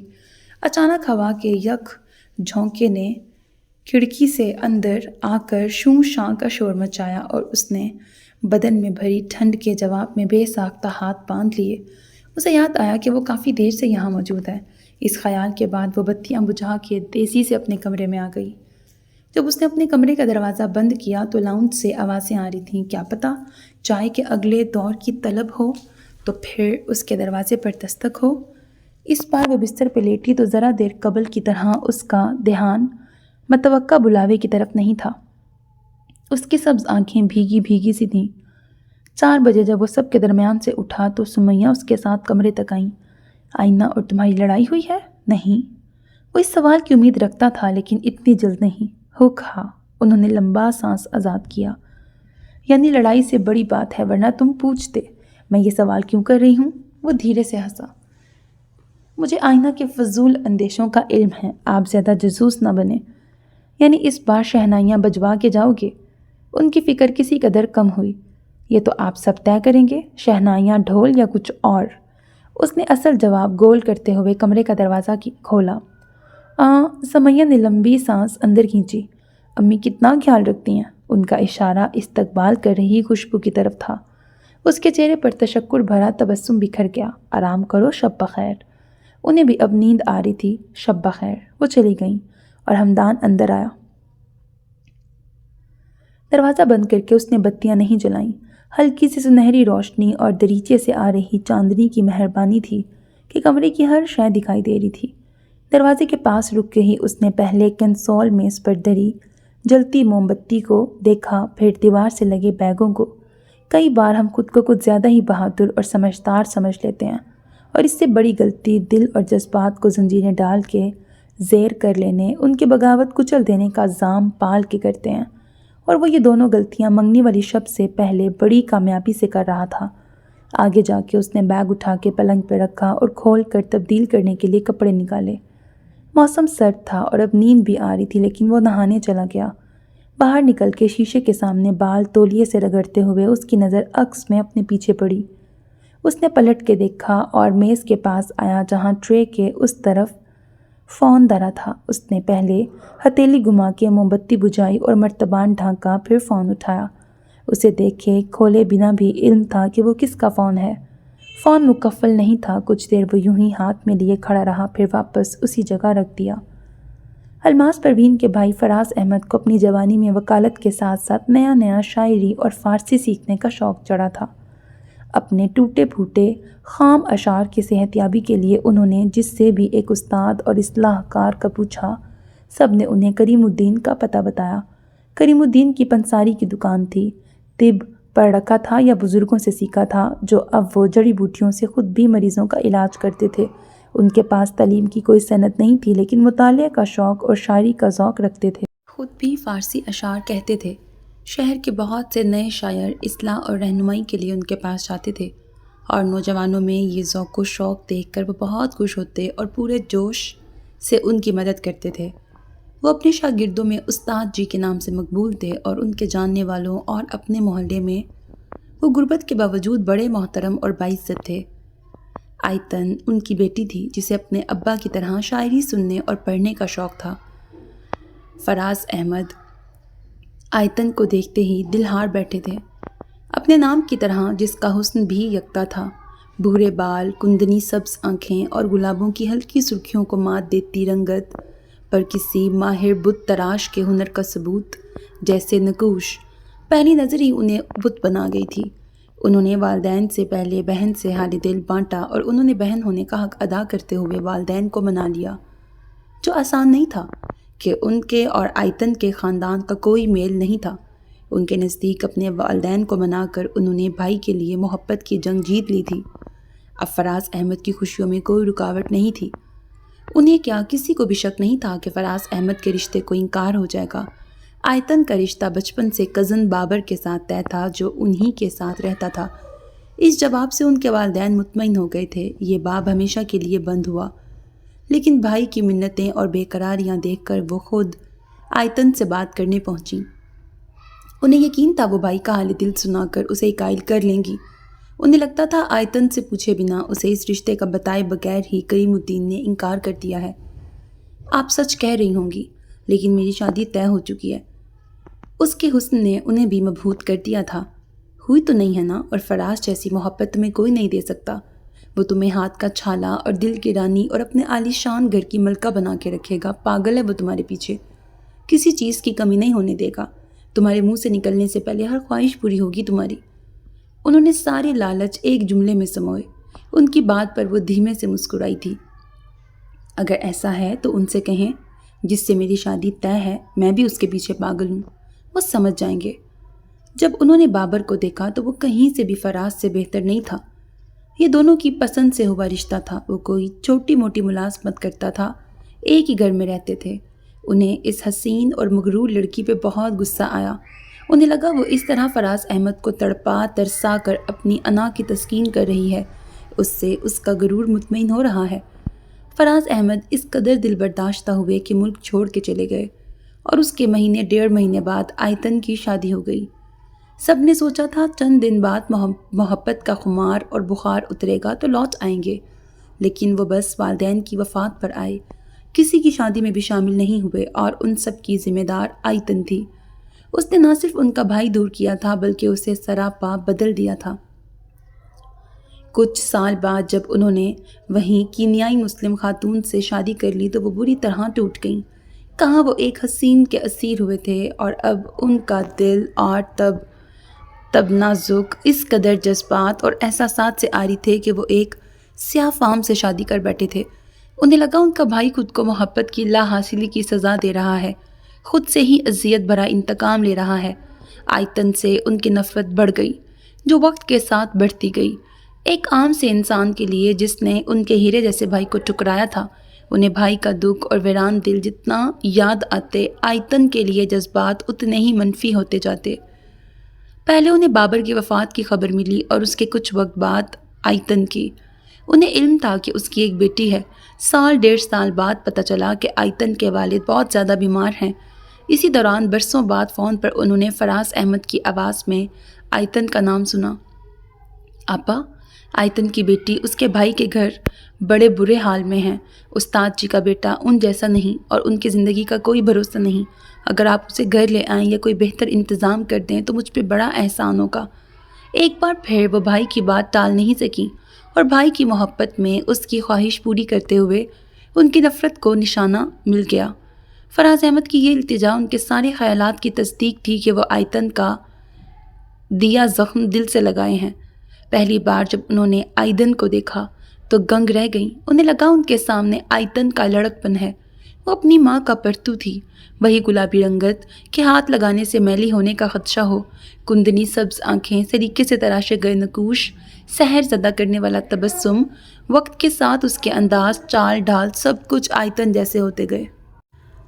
مانو وہ اسے ہی جوان ہوتے دیکھ رہی تھیں۔ اسے دیکھ کے انہیں لگتا سامنے وہی ہے، ان کے ہیرے جیسے بھائی کو، اس کی ہمراہی اور ایک پرآسائش زندگی کو ٹکرا کے ان کے فراز احمد کو ان سے دور کرنے والی فراز احمد کے دکھ اور ان کے بن باز کی وجہ اور ہر گزرتے پل کے ساتھ اس لڑکی کے لیے ان کا دل پتھر ہوتا گیا۔ پہلے پہل انہوں نے ان خدشات سے پیچھا چھڑانے کی کوشش کی کہ وہ بچی ہے، معصوم ہے، مگر وقت کے ساتھ جب وہ دوسری آیتن میں ڈھلتی گئی تو ان احساسات کو جھٹکنا ناممکن ہو گیا۔ اس کی موجودگی ان کے بھائی کے ہرے زخموں کا ثبوت تھی، ورنہ وہ دنیا کے کسی بھی کونے میں زندگی گزارتے فراز احمد کو کیا پڑی تھی۔ انہیں بھائی کی بات اور خواہش کا مان بھی رکھنا تھا کہ وہ لڑکی در بدر نہ ہو، محفوظ رہے، اسے پناہ گاہ میسر ہو۔ وہیں اپنی نفرت اور اس کی ماں سے ملا دکھ بھی نہ کم ہوتا تھا، نہ بھولتا تھا۔ برسوں بعد بھائی نے دوسری بار ان سے کچھ مانگا تھا۔ پہلی دفعہ تو وہ ناکام رہی تھیں اور اس بار وہ چاہتی تھیں تو بھی انہیں مایوس نہیں کر سکتی تھیں۔ ان دو متضاد اور مشکل احساسات میں توازن رکھتے رکھتے ان کا رویہ اس کے ساتھ یوں ہو گیا کہ انہوں نے اس کی مادی اور دنیاوی ضرورتوں میں کوتاہی نہیں کی، لیکن اسے کوئی جذباتی سہارا دیا، نہ جذباتی رعایت اور سہولت دی۔ اس کی حیثیت، مقام اور اپنی نفرت ہر قدم اور ہر عمل سے اسے باور کروائی۔ اسے اپنی ہر نظر اور انداز سے سمجھایا کہ ان کی نظر میں وہ بھی ان حسرتوں اور محرومیوں کی حقدار ہے جو اس کی ماں کی وجہ سے ان کے بھائی کا مقدر بنی تھی۔ خوشی اور دل کے سکون پر اس کا کوئی حق نہیں تھا، نہ کسی الفت بھری رفاقت کا۔ اگلے دن سبھی دیر تک سو رہے تھے، لیکن الماس پروین سب سے پہلے اٹھ گئی تھیں۔ وہ لون میں نکلیں تو آیتن وہیں ٹہل رہی تھی۔ انہیں دیکھ کر وہ ٹھٹک گئی۔ اس کا خیال تھا ان سمیت کوئی بھی اتنی جلدی نہیں جاگے گا۔ ناشتہ۔ انہوں نے تنفر بھرا ایک لفظی حکم جاری کیا اور وہ باورچی خانے میں آ گئی۔ اپنے سارے کام انہوں نے جب اس کے سپرد کیے تو سبھی حیران تھے کہ گھر میں سکینہ خالہ پکانے پر مامور تھیں۔ یہ بات انہوں نے اس سے نہیں، سکینہ خالہ سے ہی کہی تھی۔ اب سے کچن کے میرے کام تم نہیں، یہ کرے گی۔ ان کا اشارہ بلاوے پر قریب کھڑی آیتن کی سمت تھا۔ آٹا گوندنے سے لے کر میرے لیے سبزی گوشت یہی صاف کرے گی اور پکائے گی بھی۔ ہفتہ بھر میں اسے سب سکھا دو۔ وہ شوقیہ ہی باورچی خانے میں سکینہ خالہ اور بالی کا ہاتھ بٹاتے ہوئے کافی کچھ سیکھ چکی تھی، تاہم اس کے بعد اس کی باقاعدہ ٹریننگ شروع ہوئی تھی۔ جب اس نے ناشتے کی ٹرے میز پر ان کے سامنے رکھی تو ہال میں ان کے علاوہ ہمدان بھی موجود تھا۔ وہ پلٹ ہی رہی تھی کہ اٹھ کے اس کی طرف بڑھ چکے 4 قدم دور ہمدان کی وجہ سے رک گئی۔ پہلی بار اس پہ گھبراہٹ سوار ہوئی۔ یہ شاید کمرے میں رہ گیا تھا۔ اس نے آگے آ کر فون میز پہ رکھا تو وہ چونکی۔ اسے تو یاد بھی نہیں تھا کہ فون اس کے پاس نہیں ہے۔ اچھا ہی ہوا میں نے آج فون نہیں کیا، ورنہ ہمدان کی نیند خراب ہوتی۔ انہوں نے لہجے سے ہی اسے اس کا قصوروار ٹھہرایا جو ہوا ہی نہیں تھا۔ اس نے فون اٹھاتے ہوئے معذرت خواہانہ انداز میں فون اٹھایا اور چونکہ اس کی غفلت کی وجہ سے فون اس تک پہنچانے کی تکلیف وہ اٹھا چکا تھا اور نیند خراب ہونے کی تکلیف سے بچ گیا تھا، اس نے سب کی معافی اس سے بھی مانگ لی اور جانے کیسے آج اس کی نظر ہمدان کی سمت اٹھ گئی۔ سوری، اس میں آخر الذکر کی بھی معافی تھی۔ ہمدان نے کچھ کہا نہیں، لیکن آج وہ اس کی آنکھوں میں دیکھتے ہوئے مسکرایا تھا۔ آیتن رفتار پکڑ چکی دھڑکنوں پر یوں گھبرائی مانو آواز کمرے میں گونج رہی ہو۔ پہلی بار سب کے لیے اور سب کا ہوتا ہی ہے۔ پہل ہمت سے مشروط ہے، جس کی اس میں کمی پہلے بھی نہیں تھی، تو اب کیا بدلا تھا؟ وہ سہما دل سنبھالتی ایک طرف کھڑی ہو گئی کہ ان کا ناشتہ ختم ہونے سے پہلے وہ وہاں سے جا نہیں سکتی تھی۔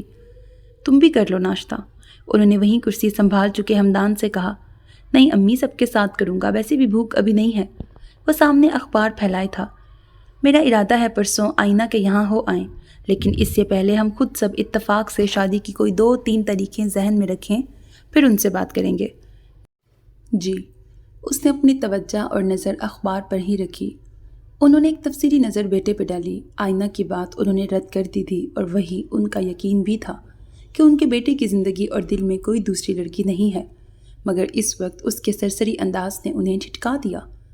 تم نے کوئی تاریخ یا خاص دن وغیرہ سوچا ہے؟ نہیں۔ اسی اخبار میں گم انداز میں اس نے انکار کیا۔ 2 سال کافی نہیں تھے؟ کیا تم مزید رکنا چاہتے ہو؟ وہ رکا تو تھا، تاہم وجہ وہ انہیں بتا نہیں سکتا تھا۔ ایسا کب کہا میں نے؟ اس نے ماں پر ایک نظر ڈال کے صفحہ پلٹا۔ پیچھے کھڑی آئیدن یہ سب سننا نہیں چاہتی تھی، لیکن کانوں پہ ہاتھ رکھنا بھی ممکن نہیں تھا۔ تو بتاؤ کون سا دن اور تاریخ رکھیں؟ وہ اسے اس گفتگو میں فعال کردار ادا کرتے دیکھنا چاہ رہی تھی۔ امی، میں لمبے وقت کے لیے یہاں ہوں، آپ اتنی جلد بازی نہ کریں جیسے میں بس ابھی چلا جاؤں گا۔ اب کہ اس نے ان کی سمت دیکھتے ہوئے مسکرا کے بات مکمل کی، وہ نہال ہو گئیں۔ آج پہلا ہی دن ہے، جیتے رہو۔ انہوں نے گردن ذرا ترچھی کی لیکن مڑ کے اسے دیکھا نہیں۔ چائے ٹھنڈی ہو گئی ہے، 2 کپ لانا۔ ان کی بات کا مفہوم سمجھتے ہوئے وہ دوسری طرف سے ان کے قریب آئی اور میز سے ٹرے اٹھا لی۔ 2 کپ تازہ چائے بنا کے وہ واپس آئی اور لاؤنج کے دروازے پر ہی قدم رک گئے۔ جو بھی بات ہے بیٹا، صاف صاف کہو۔ امی، میں آئے۔ چھناکے کی آواز میں اس کا جملہ گم ہو گیا۔ وہ دونوں ایک ساتھ پلٹے۔ ٹرے چھوٹ کر زمین بوس ہوئی تھی۔ کپ کی چائے فرش پہ بکھری تھی اور کپ ٹوٹ گئے تھے، لیکن وہ ٹرے تھامنے کے انداز میں ہاتھ فضا میں معلق لیے کھڑی تھی۔ اسے دائیں پنجے پہ گری گرم چائے کا بھی احساس نہیں تھا۔ کیسے گرا دیا؟ الماس پروین نے درشتی سے جواب طلب کیا۔ اسی وقت سکینہ خالہ اور بالی باورچی خانے کی طرف جاتے ہوئے اسے یوں دروازے میں بت بنی دیکھ کے اس طرف آئیں۔ اوہو، کوئی بات نہیں، بالی صاف کر دے گی، آپ دوسری چائے بنا لیں۔ سکینہ خالہ ماجرا سمجھ گئی تھی۔ انہوں نے اس کے بازو پہ ہاتھ رکھ کے کہا تو وہ ہاتھ گرا کے فرش کو ہی دیکھتی رہی۔ بیٹھے امی۔ ہمدان نے انہیں تھام کے واپس بٹھایا اور سر جھکائے کھڑی آئیدن کو دیکھا۔ میں کہہ رہا تھا کہ میں آیا ہی یہ سوچ کے ہوں کہ کوئی ایکسائٹنگ اور انٹرسٹنگ پروجیکٹ ملا تو ہی اوورسیز جاؤں گا، ورنہ نہیں۔ اس نے ضروری 2 لفظوں پہ زور دیا تھا۔ جملے کے اختتام پر گھوم کے میز کے دوسری طرف جاتے ہوئے اس نے اسے دیکھا جس کے ساکت وجود میں حرکت ہوئی تھی۔ وہ ان دونوں کی سمت دیکھے بنا واپس پلٹ گئی۔ ہمدان کرسی کھینچ کے بیٹھ گیا۔ یہ تو بڑی خوشخبری سنائی تم نے۔ ان کی مقدر ہوتی طبیعت یک بشاش ہو گئی۔ کچھ دیر بعد سکینہ خالہ خود ہی فرش صاف کر رہی تھیں۔ باورچی خانے میں دوبارہ چائے بناتے ہوئے وہ ذرا دیر پہلے والی کیفیت سے نکلنے کی کوشش کر رہی تھی۔ پل بھر میں اپنی دور تک اڑان بھر چکی سوچ اب اسے شرمندہ کر رہی تھی۔ بالی اسے سنا رہی تھی کہ کس طرح آج نمو اسکول کی چھٹی کرنے پر بضد تھی کہ ان کے ساتھ یہاں آ سکے، جو وہ غائب دماغی سے مسکرا کے سنتی رہی۔ جب وہ نئی ٹرے اور نئے کپ لیے پھر ادھر آئی تو باقی لوگ بھی وہاں موجود تھے۔ آج شانسماں اور ان کے بچوں نے آنا تھا اور اس وقت وہی گفتگو کا مرکز تھے۔ ہر سو خوشی کا ماحول تھا سوائے اس کے دل کے، جس کے لیے اور جس کی وجہ سے یہ سارا اہتمام تھا۔ اس سے پہلے اسلم اور عدنان کی منگنی نہیں ہوئی تھی۔ رشتہ پکا ہونے کے بعد سیدھا شادی کی تقریب رکھی گئی تھی، لیکن ہمدان چونکہ بیرون ملک جا رہا تھا، وہ بھی لمبے عرصے کے لیے، اس لیے یہ تقریب لازمی ہو گئی تھی۔ اور اب بچے اتنے بڑے اور سمجھدار تھے کہ انہوں نے ماموں اور چاچو کی منگنی کا شور ڈال رکھا تھا۔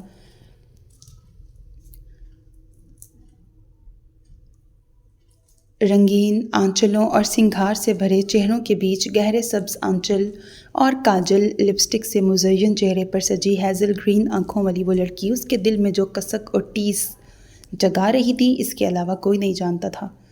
اس کی آنکھوں کا مخصوص شیڈ جاننے کے لیے اس نے کتنے جتن کیے تھے، یہ بھی وہی جانتا تھا۔ لیکن یہ بھی سچ تھا کہ اس سے دور رہنا، اسے بے خبر رکھنا، دنیا کو بھنک بھی نہ پڑنے دینا، یہ سب اس کے انتخاب تھے۔ خوش باش اور ہنستے مسکراتے عنقریب دلہا بننے کے لیے کسی وعدے میں مقید ہونے والے اس شخص کی محرومی اور نقصان کا اندازہ کوئی نہیں لگا سکتا تھا۔ آج وہ بھی سب کے ساتھ باتیں کرتی مسکراتی نظر آ رہی تھی۔ جب گھر کے ملازمین بن ٹھن کے شامل تھے تو اس کا شامل نہ ہونا کیسے ممکن ہوتا؟ وہ لوگ آئینہ کے یہاں سے گھر پہنچے تو سب ہی تھکے تھے، جلد سو گئے، لیکن اس کے احساس اور جذبات کی تھکن کے مقابلے میں جسمانی تھکن بڑی معمولی تھی۔ سو وہ جاگ رہا تھا۔ کافی بنانے کے ارادے سے وہ اپنے کمرے سے نکلا تھا، چونکہ اس کے لیے کھلے لان میں لاؤنج اور باورچی خانے کے درمیان روش سے گزرنا پڑتا تھا۔ اس نے نئی تحفتاً ملی شال اٹھا کے شانوں پر پھیلا لی۔ آگے بڑھ جانے کے بعد اسے احساس ہوا کہ شاید اس طرف کوئی ہے۔ وہ ٹھہر گیا۔ یہ ممکن نہیں تھا کہ ادھر کوئی جاتا ہی نہیں تھا، کجا کہ اس پہر کوئی موجود ہوتا، لیکن پھر اس کے قدم باورچی خانے میں داخل ہونے کے بجائے عقبی حصے میں جانے والی چھوٹی سی گلی کی سمت اٹھ گئے۔ وہ سب کے کمروں میں بند ہوتے ہی ادھر چلی آئی تھی۔ متروک ہو چکے زینے کی آخری سیڑھی پر اس کا سردی سے کانپنا باقی تھا، لیکن وہ کمرے میں نہیں جانا چاہتی تھی۔ اسے وہاں کا آرام اور حدت نہیں چاہیے تھی۔ وہ جیسے موسم کی زیادتی برداشت کرتے ہوئے وقت اور مقدر کی زیادتی سہنے کی مشق کر رہی تھی۔ آج اس کے ضبط و صبر، عقل و فہم، مصلحت و فراست کے سارے بند اور بھرم ٹوٹ گئے تھے، جس کا حصول اس نے گمان کے آس پاس بھٹکنے بھی نہیں دیا تھا۔ یکایک اس کے چھن جانے کا احساس اسے خالی کر گیا تھا۔ اسے لگ رہا تھا اس کا سب چھن گیا ہے، جینے کی وجہ، سانسوں کی آمد و رفت کا پروانہ، ہنسنے مسکرانے کی اجازت، سب کچھ۔ اپنے ماں باپ اور نانا کی وفات کے بعد آج وہ اس قدر شدت سے رو رہی تھی۔ دونوں ہاتھوں سے خود کو سنبھالے وہ اب ہلکے ہلکے لرز رہی تھی۔ دفعتاً اس کی نظر سامنے کھڑے حیرت سے بت بنے ہمدان پہ پڑی، اور اسے لگا وہ اس کا تصور ہے۔ آنکھوں میں حسرت اور ارمان گڈ مڈ ہوئے، اور اپنا المیہ اس بری طرح دل کے آر پار ہوا کہ وہ مزید تڑپ کے رونے لگی۔ ہمدان بے اختیار 2 قدم آگے آیا اور آئیدن بت بن گئی۔ وہ مجسم سامنے تھا، تصور نہ تھا۔ اوہ آئیدن! ہمدان نے بایاں ہاتھ اٹھا کے بالوں میں پھنسایا۔ یہ انکشاف اس کے اب تک کیے گئے کتنے ہی فیصلوں کی بنیاد ہلا گیا تھا۔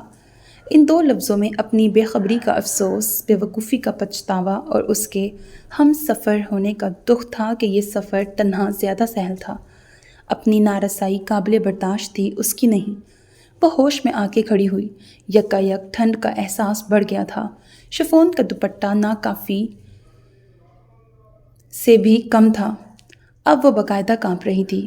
ہمدان صبح خرامی سے اس کے سامنے آ کے رک گیا۔ اس کے سرخ ہونٹوں اور بھیگے گلابی چہرے پر یخ ہوائیں مزید ستم ڈھا رہی تھیں۔ اس نے اپنی شال اتار کے اس کے گرد پھیلائی۔ وہ اسے نہیں دیکھ رہی تھی۔ یہ دن کبھی نہیں آنا تھا۔ یہ قربت ناممکنات میں سے تھی۔ یہ التفات گمان سے پرے تھا۔ وہ پچھتا رہی تھی، ہمدان پچھتا رہا تھا، لیکن دونوں پچھتاؤں کی نوعیت مختلف تھی۔ اس نے کانپتے ہاتھوں سے شال کو پھسلنے سے روکا۔ چند پل اسے ساری ہمت مجتمع کرنے میں لگے تھے، اور پھر یہ اس کے بازو سے گزر کے وہاں سے چلی گئی۔ دم سادے کھڑا ہمدان بے جان سا اس کی جگہ بیٹھ گیا۔ اسے نہ سرد ہواؤں کا ہوش تھا، نہ کسی کے آنے جانے یا دیکھ لینے کا ڈر۔ اس شب نے بس آئیدن کے آنسو دیکھے تھے، لیکن رویا ہمدان بھی تھا۔ چاچو! پیچھے سے ارکم کی تعجب بھری آواز ابھری تو وہ چونکا، اور ماضی کا وہ منظر آگاہی تحلیل ہو گیا۔ آپ یہاں کیا کر رہے ہیں؟ اس جانب کوئی نہیں آتا تھا۔ سوچا دیکھوں تو ادھر کیا ہے؟ وہ اس کے شانے پہ ہاتھ رکھ کے مسکرایا۔ ارکم کو اب بھی اس جگہ آنے کا تجسس سمجھ میں نہیں آیا تھا، لیکن یہ اتنا غور و فکر کرنے والی بات نہیں تھی۔ ادھر سب آپ کا پوچھ رہے ہیں، چلو۔ ابھی اسے آئے 3 دن ہی ہوئے تھے۔ گھر میں آپس میں مشورے اور صلاح چل رہی تھی، کب آئینہ کے گھر جایا جائے کہ ادھر سے خبر آ گئی۔ آئینہ نے منگنی توڑ دی ہے، اس نے شادی سے انکار کر دیا تھا۔ وہ سب اس کے سر ہو گئے۔ الماس پروین نے تب تو آئینہ کی بات چٹکیوں میں اڑا دی تھی، لیکن اب انہیں یقین ہو رہا تھا ضرور ویسی ہی کوئی بات ہے جس کا شبہ اس نے ظاہر کیا تھا، کیونکہ ہمدان ایک دم پرسکون تھا۔ اسے منگنی ٹوٹنے کا افسوس نہیں تھا، نہ ہی وہ سب کو دکھانے کو ہی افسوس کا ڈرامہ کر رہا تھا، جیسے یہ عین اس کی مرضی کے مطابق ہوا ہو۔ ہماری طرف سے تو کوئی پابندی تھی نہ زبردستی۔ اگر تمہیں کسی اور میں دلچسپی تھی تو بتایا کیوں نہیں؟ اسلم بھائی نے پوچھا۔ ایسی کوئی بات ہوتی تب بتاتا نا بھائی۔ 2 سال کی انگیجمنٹ کوئی بھی لڑکی یوں ہی نہیں توڑ دیتی۔ بھابھی کی بات غلط بھی نہیں تھی۔ میں شاید ان 2 سالوں میں اس کی امیدوں پہ پورا نہیں اتر پایا ہوں۔ وہی تو سوال ہے، کیوں؟ شازمہ نے پوچھا۔ اس کے پاس انہیں دینے والا جواب نہیں تھا، بس بے بسی سے شانوں کو حرکت دے کے رہ گیا۔ تمہاری جنریشن تو ہماری طرح نہیں، روشن خیال ہو، سب کچھ ہی آپس میں ڈسکس کر لیتے ہو، اگر کوئی ایشو تھا تو باہمی گفتگو سے مل بیٹھ کے حل کر لیتے۔ عدنان بھائی کی بات معقول تھی، کوئی ایشو ہوتا تو ضرور حل کرتے۔ اس کے پاس ایک ہی جواب تھا، ہو سکتا ہے آئینہ کو کوئی اور پسند آ گیا ہو اور اب وہ ہمارے ہمدان پہ الزام لگا کے دامن چھڑا رہی ہو۔ چھوٹی بھابھی کی بات اس کے حق میں تھی لیکن اسے بہت ناگوار گزری۔ ایسا بالکل نہیں ہے، شادی اور انگیجمنٹ سے پہلے آئینہ میری دوست بھی ہے، یوں اس کی کردار کشی نہ کریں پلیز۔ اس کی بات پہ کچھ دیر مکمل خاموشی چھائی رہی۔ اگر آخر وہی گویا ہوا، اتنے دنوں میں شاید اسے اندازہ ہوا ہے کہ ہمیں شادی اور لائف پارٹنر سے مختلف چیزیں چاہیے، ایک دوسرے سے ہماری ایکسپیکٹیشنز الگ الگ ہیں، شاید ہم کمپیٹیبل نہیں۔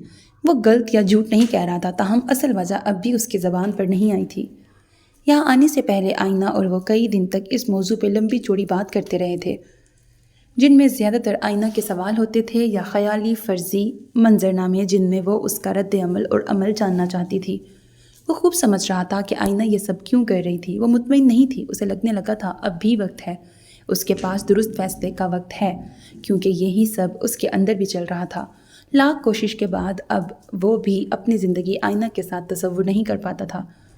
سردی سے ٹھٹھرتی اس لڑکی کی حالت کی ذمہ دار محض موسم کی خنکی نہیں تھی، اس کے علاوہ سارا گھر منگنی ٹوٹنے پر ماتم میں ڈوبا تھا۔ الماس پروین نے آئینہ کی والدہ سے فون پہ بات کی تھی لیکن انہوں نے بھی کوئی بڑی یا خاص وجہ نہیں بتائی تھی، بس اتنا کہا کہ 2 سالوں میں اسے اندازہ ہوا کہ وہ دونوں ایک دوسرے کے لیے فٹ نہیں ہیں۔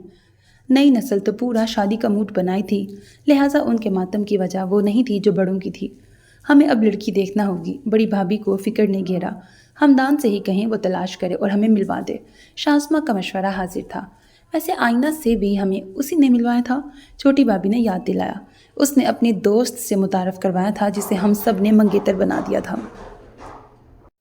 سمیہ نے درست صورتحال پیش کی، کہیں واقعی ایسا تو نہیں اسے کوئی اور پسند تھی اور اس کی شادی کہیں اور ہو گئی، یا اس نے ہمارے ہمدان کا دل توڑ دیا ہو اور جس کی یادیں اس کا پیچھا نہیں چھوڑتی۔ اسلم بھائی بڑے سنجیدہ تھے، اگر ایسا ہے تو ہم کچھ نہیں کر سکتے، لیکن پھر ہمدان کو کم سے کم ہمیں سچائی بتا دینی چاہیے۔ عدنان بھائی کا انداز اداس سا تھا، جب اس نے سنا تو عجیب احساس میں گر گئی، حیرانی، ڈر، بے یقینی، خوشی، گھبراہٹ اور ان سب سے بڑھ کے اب کیا ہوگا کی بے قراری۔ اس سے بچنے کی احتیاط اس نے دگنی کر دی تھی۔ ان سب سے الگ ہمدان بھتیجے بھتیجی اور بھانجے کے ساتھ مصروف تھا، اس کے پاس سب سوالوں کا ایک ہی جواب تھا، ایسی کوئی بات نہیں ہے۔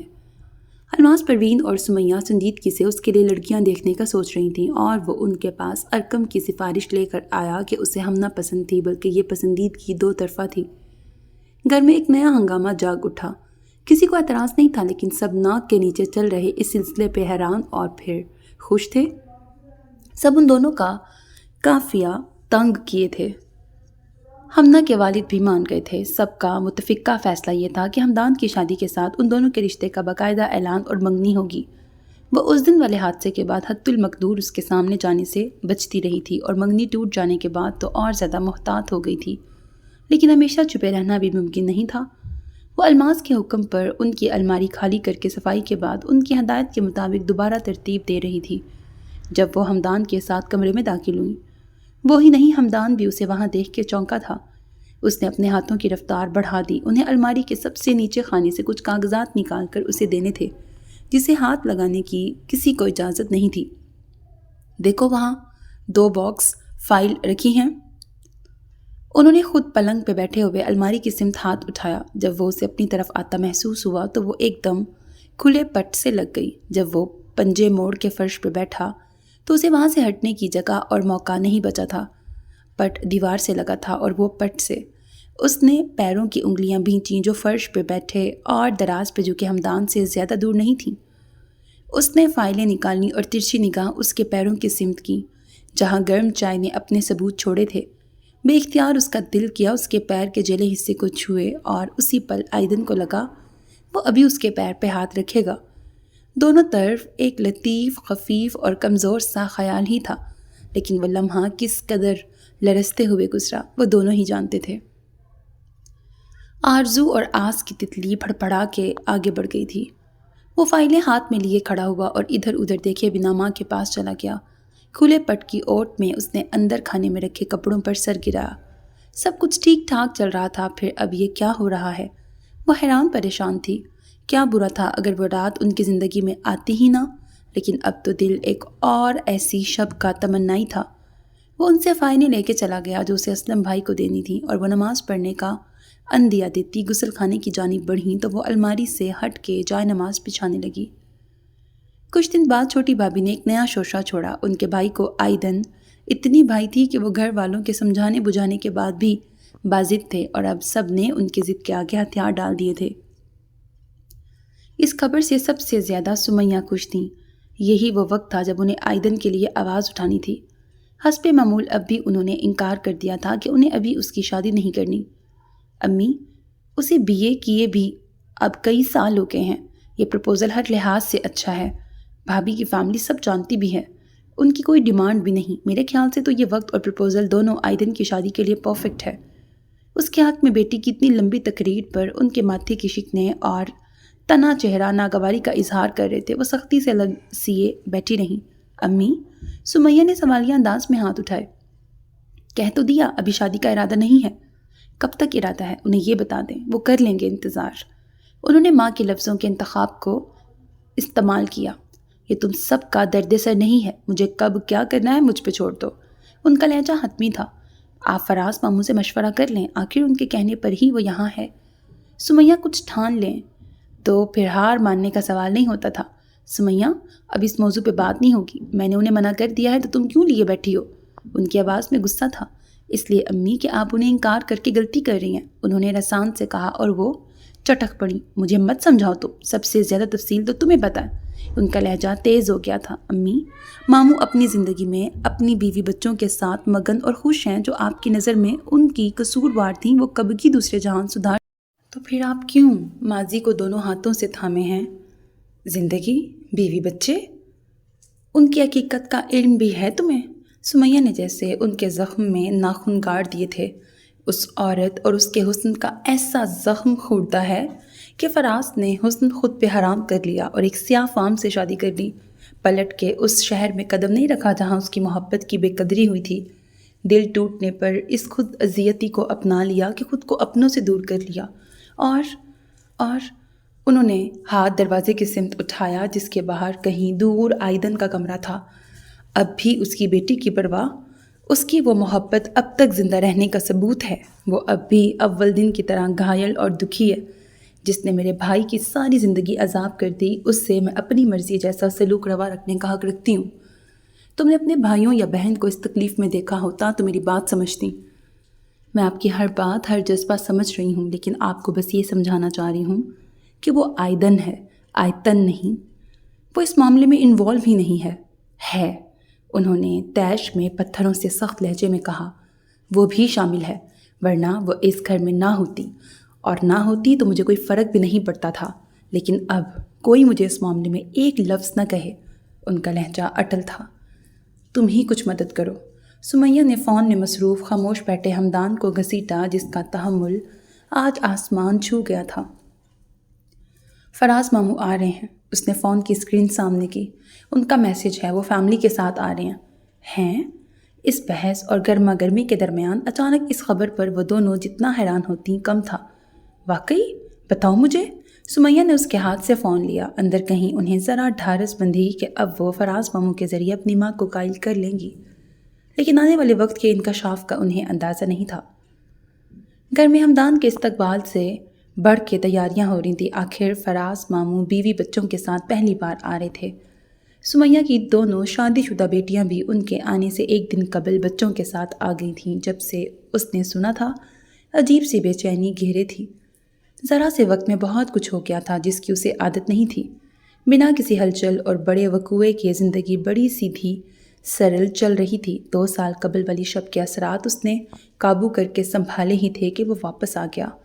منگنی ختم ہو گئی، اس کے انداز بدل گئے، بھابھی کے بھائی کا پیام اور اب فراز احمد کی آمد اسے کچھ سجھائی نہیں دے رہا تھا، اور ان سب سے فرار بھی ممکن نہیں تھا۔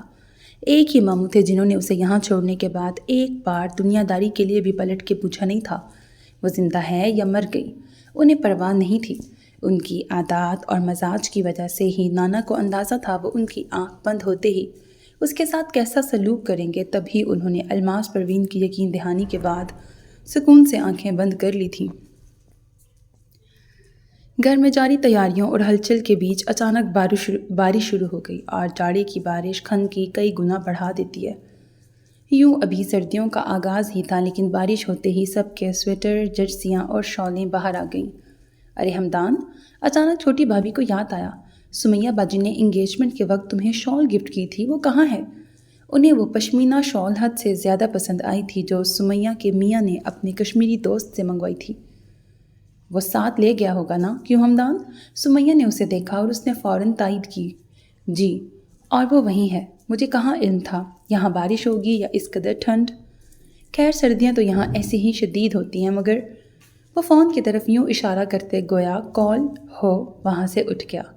شکر تھا کہ سمیہ چھوٹی بھابھی کے ساتھ اس وقت وہ شال دیکھنے کو بے قرار نہیں ہوئی تھی۔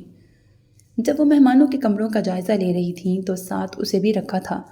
جو کمیاں انہیں نظر آ رہی تھیں وہ اسے گنوا رہی تھیں کہ وہ سب اسے مینو اور بالی سے ٹھیک کروانی تھیں۔ کل صبح یا ہمارے واپس آنے سے پہلے لان سے تازہ پھول لا کر گلدانوں میں سجا دینا، آخری ہدایت اس کے لیے تھی۔ اگلی صبح سبھی انہیں لینے ایئرپورٹ گئے تھے۔ کسی نے بتایا نہیں تھا، تاہم اس نے جہاز کی آمد کا وقت سنا تھا۔ اسی اندازے سے وہ لان سے پھول اٹھا کر اکٹھا کر رہی تھی کہ بارش شروع ہو گئی۔ اسے سبھی گلدانوں کے پھول بہرحال جمع کرنے تھے، سو وہ بارش سے بے نیاز ہو کے اپنا کام کرتی رہی۔ ایئرپورٹ پر گلے شکووں اور جذبات، جدائی کے دکھ، ملن کی خوشی سب کی آنکھوں کے راستے خوب باہر نکلی تھی۔ سب نے فراز احمد کی بیگم اور دونوں بچوں کی تصاویر اور ویڈیوز میں ہی دیکھا تھا۔ یہ ان سب کی ان سے پہلی ملاقات تھی۔ بچے ٹھیک ٹھاک اردو جانتے تھے، جبکہ ان کی بیگم شہناز ٹوٹی پھوٹی۔ وہ اپنے کمرے میں ہی تھی کہ یہ الماس پروین کی ہدایت تھی جو سکینہ خالہ نے اس تک پہنچائی تھی۔ آج انہوں نے کھانے کے اوقات میں بھی اسے کال نہیں کی تھی۔ وہ بھی سمجھ رہی تھی کہ وہ اسے فراز احمد کے سامنے نہیں لانا چاہتی۔ وہ اسی شخص کی وجہ سے ایک بہتر مقام اور مکان پہ تھی، اور اسی کی وجہ سے بے مقام اور بے مقام بھی تھی۔ وہ جتنا بھی سوچتی، اسے کبھی فراز احمد پہ غصہ نہیں آتا تھا، بلکہ ایک ہلکا سا خوف تھا کہ ان کا سامنا ہوگا تو کیا ہوگا۔ وہ اس کو دیکھ کر چیخیں گے، چلائیں گے، نفرت سے منہ پھیر لیں گے، یا پھر وہ بہت سا پیار اور نرمی سے پیش آئیں گے کہ اس کی بھلائی کے خیال سے ہی تو انہوں نے اس کے یہاں رہنے کو ممکن بنایا تھا۔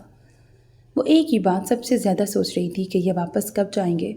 شاید ان کے قیام تک وہ مجھے فارغ ہی رکھیں، اس نے سوچا۔ وہ اپنے کمرے میں بند تھی۔ بارش میں بھیگنے کے بعد اب اسے چھینکیں آ رہی تھیں۔ سب کے لاؤنج سے اٹھتے ہی اس نے سمیہ کو آواز دے کے روکا تھا۔ تم نے فراز سے اس کے بارے میں کیا کہا ہے؟ انہوں نے آئیدن کا نام نہیں لیا تھا اور اس کی ضرورت بھی نہیں تھی۔ فراز ماموں سے بات کرنے کے بعد سمیہ ان کی جانب سے بعض پرس کی منتظر ہی تھی، یہی کہ اچھا رشتہ آیا ہے۔ جب انکار ہو چکا تو اب کون سا رشتہ؟ وہ سمیہ کی نادانی پر از حد طیش میں تھیں کہ برسوں بعد 4 دن کے لیے ان کا بھائی آیا تھا، اور اس میں بھی سب سے غیر ضروری انسان کا ذکر چھیڑ کے اسے ماضی میں دھکیل کے دکھی کیا جائے۔ امی؟ سمیہ اس کے لیے تیار تھیں کہ ان کے مطابق یہی ایک موقع تھا جب آئیدن کے لیے کوئی مناسب فیصلہ کروایا جا سکتا تھا۔ فراز احمد اگر مداخلت کرتے اور شادی کے لیے کہتے تو وہ انکار نہیں کر سکتی تھیں، اور وہ یہ سنہری موقع گنوانا نہیں چاہتی تھیں۔ آپ ماموں جان کے کہنے پر اسے گھر لائی تھیں، اب بھی انہیں بتا دیں، اگر وہ کہیں کر دیں شادی تو کر دیجیے گا۔ وہ خوب جانتی تھیں یہ اتنی سیدھی بات نہیں جتنی انہوں نے اس جملے میں بنا دی تھی۔ الماس پروین نے سختی سے منہ بند کیا۔ وہ بیٹی کے سامنے ضبط کر رہی تھی اور سمیہ کو لگا لوہا گرم ہے۔ امی، مجھ سے بہتر کوئی نہیں جانتا آپ کو ماموں جان سے کتنی محبت ہے، کہ آپ جیسی محبت میرے اور ہمدان کے رشتے میں بھی منتقل ہوئی ہے۔ لیکن امی، آپ نے فراز ماموں کو دیکھا نا، وہ کس قدر مطمئن اور خوش ہیں، تو آپ کیوں پرانی باتیں دل سے لگائے ہیں، اور پھر ان سب میں آئیدن؟ پرانی باتیں؟ اگر یہ سب پرانا ہو گیا ہوتا تو وہ اتنے برس پردیس میں نہیں گزارتا۔ مطمئن اور خوش؟ جیسے میں اس کو جانتی ہی نہیں۔ ہو سکتا ہے نا امی کہ آپ غلط سوچ رہی ہوں۔ وہ جو کہنے جا رہی تھیں یہ تلخ اور مشکل تھا، لیکن کہنا بھی ضروری تھا کہ وہ اپنی ماں کو بھی اس اذیت سے نکالنا چاہتی تھیں۔ یہ بھی ہو سکتا ہے کہ ماموں جان وہاں جا کے آئیدن کو بھول گئے ہوں، کام میں بزی ہو گئے ہوں، دنیا داری اور کریئر کو اہمیت دینے لگے ہوں۔ آپ ان کی بے اعتنائی یا بدلے جذبات، خیالات کو قبول نہیں کر سکیں، اور چونکہ آپ بھائی کی غلطی یا خطا مان ہی نہیں سکتی تھیں، اس لیے ان سب کا الزام کسی اور کے سر دے کے ساری عمر اس سے نفرت کی، اتنی کہ اس کے جانے کے بعد اس کی اولاد سے بھی وہ نفرت نبھاتی رہیں۔ انہیں بیٹی کی بات سے تکلیف پہنچی تھی اور یہ ان کے چہرے سے واضح تھا۔ امی پلیز میری بات سمجھیں، ہو سکتا ہے آپ بنا کسی بنیاد کے ہی نفرت کا محل تعمیر کیے خود کو تکلیف دے رہی ہوں، اور پھر کسی اور کے بدلے کی نفرت کہاں تک درست ہے، اور اس ہستی کے بعد اس سے منسلک فرد سے اس لیے نفرت کہ ان کے درمیان کوئی تعلق ہے؟ کیسے کوئی ہوش مند اسے جائز ٹھہرا سکتا ہے؟ تمہاری تمام باتوں کا جواز یہ ہے کہ فراز اسے بھول گیا تھا اور یہی سراسر غلط ہے، اس لیے بیٹا یہ بات یہیں ختم کرو۔ انہوں نے خود کو سنبھال کر اور سمیٹ کر مضبوط لہجے میں کہا، اچھا یہ بتائیں ان سب میں آئدن کہاں اور کیوں قصوروار ہے؟ وہ ہار ماننے کو تیار نہیں تھی کہ یہ پہلا اور آخری موقع تھا۔ وہ اس عورت کی بیٹی ہے جس کے حسن سے زخمی ہوا میرا بھائی اب بھی تڑپ رہا ہے۔ اتنے برسوں بعد یہاں اس کی صورت دیکھ کے وہ اپنے گھر میں بھی سکون سے نہیں رہے گا کہ وہ اسی کا پرتو ہے جس نے اسے ٹھکرا کے اس کی زندگی ویران کر دی تھی۔ اس کی وجہ سے وہ ایسی زندگی گزارنے پہ مجبور ہے جو کبھی اس کا خواب نہیں تھی۔ اس لیے یہ بحث یہاں ختم ہوتی ہے۔ آج کے بعد اس موضوع پہ تم کچھ نہیں کہو گی، مجھ سے نہ کسی اور سے۔ اس لڑکی کو فراز نے میرے سپرد کیا ہے، اس کے لیے مجھے جو مناسب لگے گا وہ کروں گی۔ وہ اپنی جگہ سے اٹھیں اور پلٹتے ہی انہیں دروازے میں بت بنے فراز احمد دکھائی دیے۔ فراز؟ ان کی لرزتی آواز پر سمیہ نے بھی اٹھ کے دروازے کی طرف دیکھا۔ الماس پروین بے دم ہو کے واپس صوفے پہ گر سی گئیں۔ ماموں جان؟ شرمندہ سی سمیہ ان کے پاس آئیں، لیکن انہوں نے نہ انہیں دیکھا نہ سنا۔ وہ خواب کسی کیفیت میں چلتے صوفے تک آئے۔ آپا؟ ان کی آواز عجیب سی شرمندگی اور حیرت کا آمیزہ تھی۔ مجھے معاف کر دیں۔ انہوں نے ان کے ہاتھ تھام کے آنکھوں سے لگائے۔ فراز؟ الماس پروین نے ان کے سر پہ ہاتھ رکھا تو آواز آنسوؤں سے تر تھی۔ آپا؟ سمیہ کی بات اور بہن کی سوچ اور یقین نے انہیں جیسے نیند سے جگا دیا تھا کہ انہوں نے اس نہج پر کبھی کیوں نہیں سوچا کہ ان کے لیے نہ صحیح مگر یہاں اس شہر میں اس گھر میں ماضی اب بھی اس آب و تاب سے زندہ ہو سکتا ہے اور ان کے واپس نہ آنے کی وجہ سب ناکام محبت سمجھتے ہوں گے۔ وہ آگے بڑھ گئے تھے تو انہوں نے سوچا سب آگے بڑھ گئے ہوں گے۔ میری پیاری آپا، انہوں نے اب بھی ان کے ہاتھ تھام رکھے تھے۔ مجھے معاف کر دیں، اتنے سال میری وجہ سے آپ نے اس اذیت میں گزارے۔ مجھے شدت سے اپنی کوتاہی، اپنی غفلت، اپنی بے وقوفی کا احساس ہو رہا ہے، لیکن اس وقت آپ کی محبت پر خود کو دنیا کا سب سے نازاں بھائی بھی فیل کر رہا ہوں اور آپ سے بہت شرمندہ بھی ہوں۔ کیا کہہ رہے ہو فراز؟ ان کے انداز الماس پروین کو کھٹک رہے تھے۔ مجھے آپ سے کھل کر ہر بات کرنی چاہیے تھی، ویسے ہی جس طرح میں یہاں رہتے ہوئے کرتا تھا، لیکن اتنی دور سے فون پر اتنی تفصیلی بات کا وقت اور وسائل نہیں ہوتے تھے ان دنوں۔ انہوں نے خود کو آمادہ کیا وہ سب بیان کرنے جو کئی سال پہلے ہو جانا چاہیے تھا۔ اس وقت آئتن کے لیے میرے جذبات سچ تھے تو میری یہ خوشحال فیملی اور ان سب سے میری محبت بھی سچ ہے۔ میں نے شہناز سے محبت کے بعد ہی شادی کی تھی، کسی دھوکے، یاد، دکھ، انتقام یا اذیت کی خاطر نہیں۔ آئتن کو میں جانتا نہیں تھا مگر شہناز کو اچھی طرح جاننے سمجھنے کے بعد مجھے اس سے محبت ہوئی تھی۔ آپ اسے جو چاہے سمجھیں، میچورٹی، عمر کا تقاضا یا صرف محبت کے رنگ، نسل اور دنیا کے اسٹینڈرڈ والی خوبصورتی کی اہمیت ختم ہو جاتی ہے۔ میں ان دنوں جس لا فرم میں ملازم تھا وہ پروبونو کچھ کیسز پر بھی کام کرتی تھی۔ اسی طرح کے کیسز میں ایک شہناز کا کیس تھا جو ایک حادثے میں اپنی فیملی کھو دینے کے بعد غیر قانونی طور پہ لندن آئی تھی۔ اسے ڈی پورٹ ہونے سے بچانے اور اس کی وہاں موجودگی کو قانونی بنانے میں اس کا وکیل تھا، اور ہمارا یہ پروفیشن، رشتہ اور ہماری ملاقاتیں کچھ وقت کے بعد پسندیدگی اور محبت میں ڈھل گئی تھیں۔ یہ میرے وہاں جانے کے 1.5-2 سال کے دوران کی بات ہے۔ اس کے بعد مجھے اس کی حفاظت یا اسے بیوی بنانے سے پہلے خود کے لیے وہاں کی شہریت چاہیے تھی، جس کے لیے معینہ مدت تک وہاں رہنا لازمی تھا۔ پھر شادی کے بعد بھی اس کا کیس اور اس کی کچھ قانونی پیچیدگیاں تھیں جس کی وجہ سے شہناز ملک چھوڑ کے نہیں جا سکتی تھیں، اور میں اسے تنہا چھوڑ کے جانا نہیں چاہتا تھا۔ میں نے کہا بھی تھا آپ سے۔ انہیں یاد تھا کہ فراز احمد نے نہ آنے کی وجہ بیوی کی کچھ دفتری سی وجہ بتائی تھی جو انہیں 100% بہانہ لگی تھی۔ پھر بچوں کی آمد کے بعد مصروفیت بڑھ گئی اور فون، ویڈیوز پر میں آپ سب سے مسلسل رابطے میں تھا، تو کبھی محسوس نہیں ہوا کہ ہم دور ہو گئے ہیں یا بہت وقت گزر گیا ہے، کیونکہ ہمارے رابطے مضبوط اور مستقل تھے۔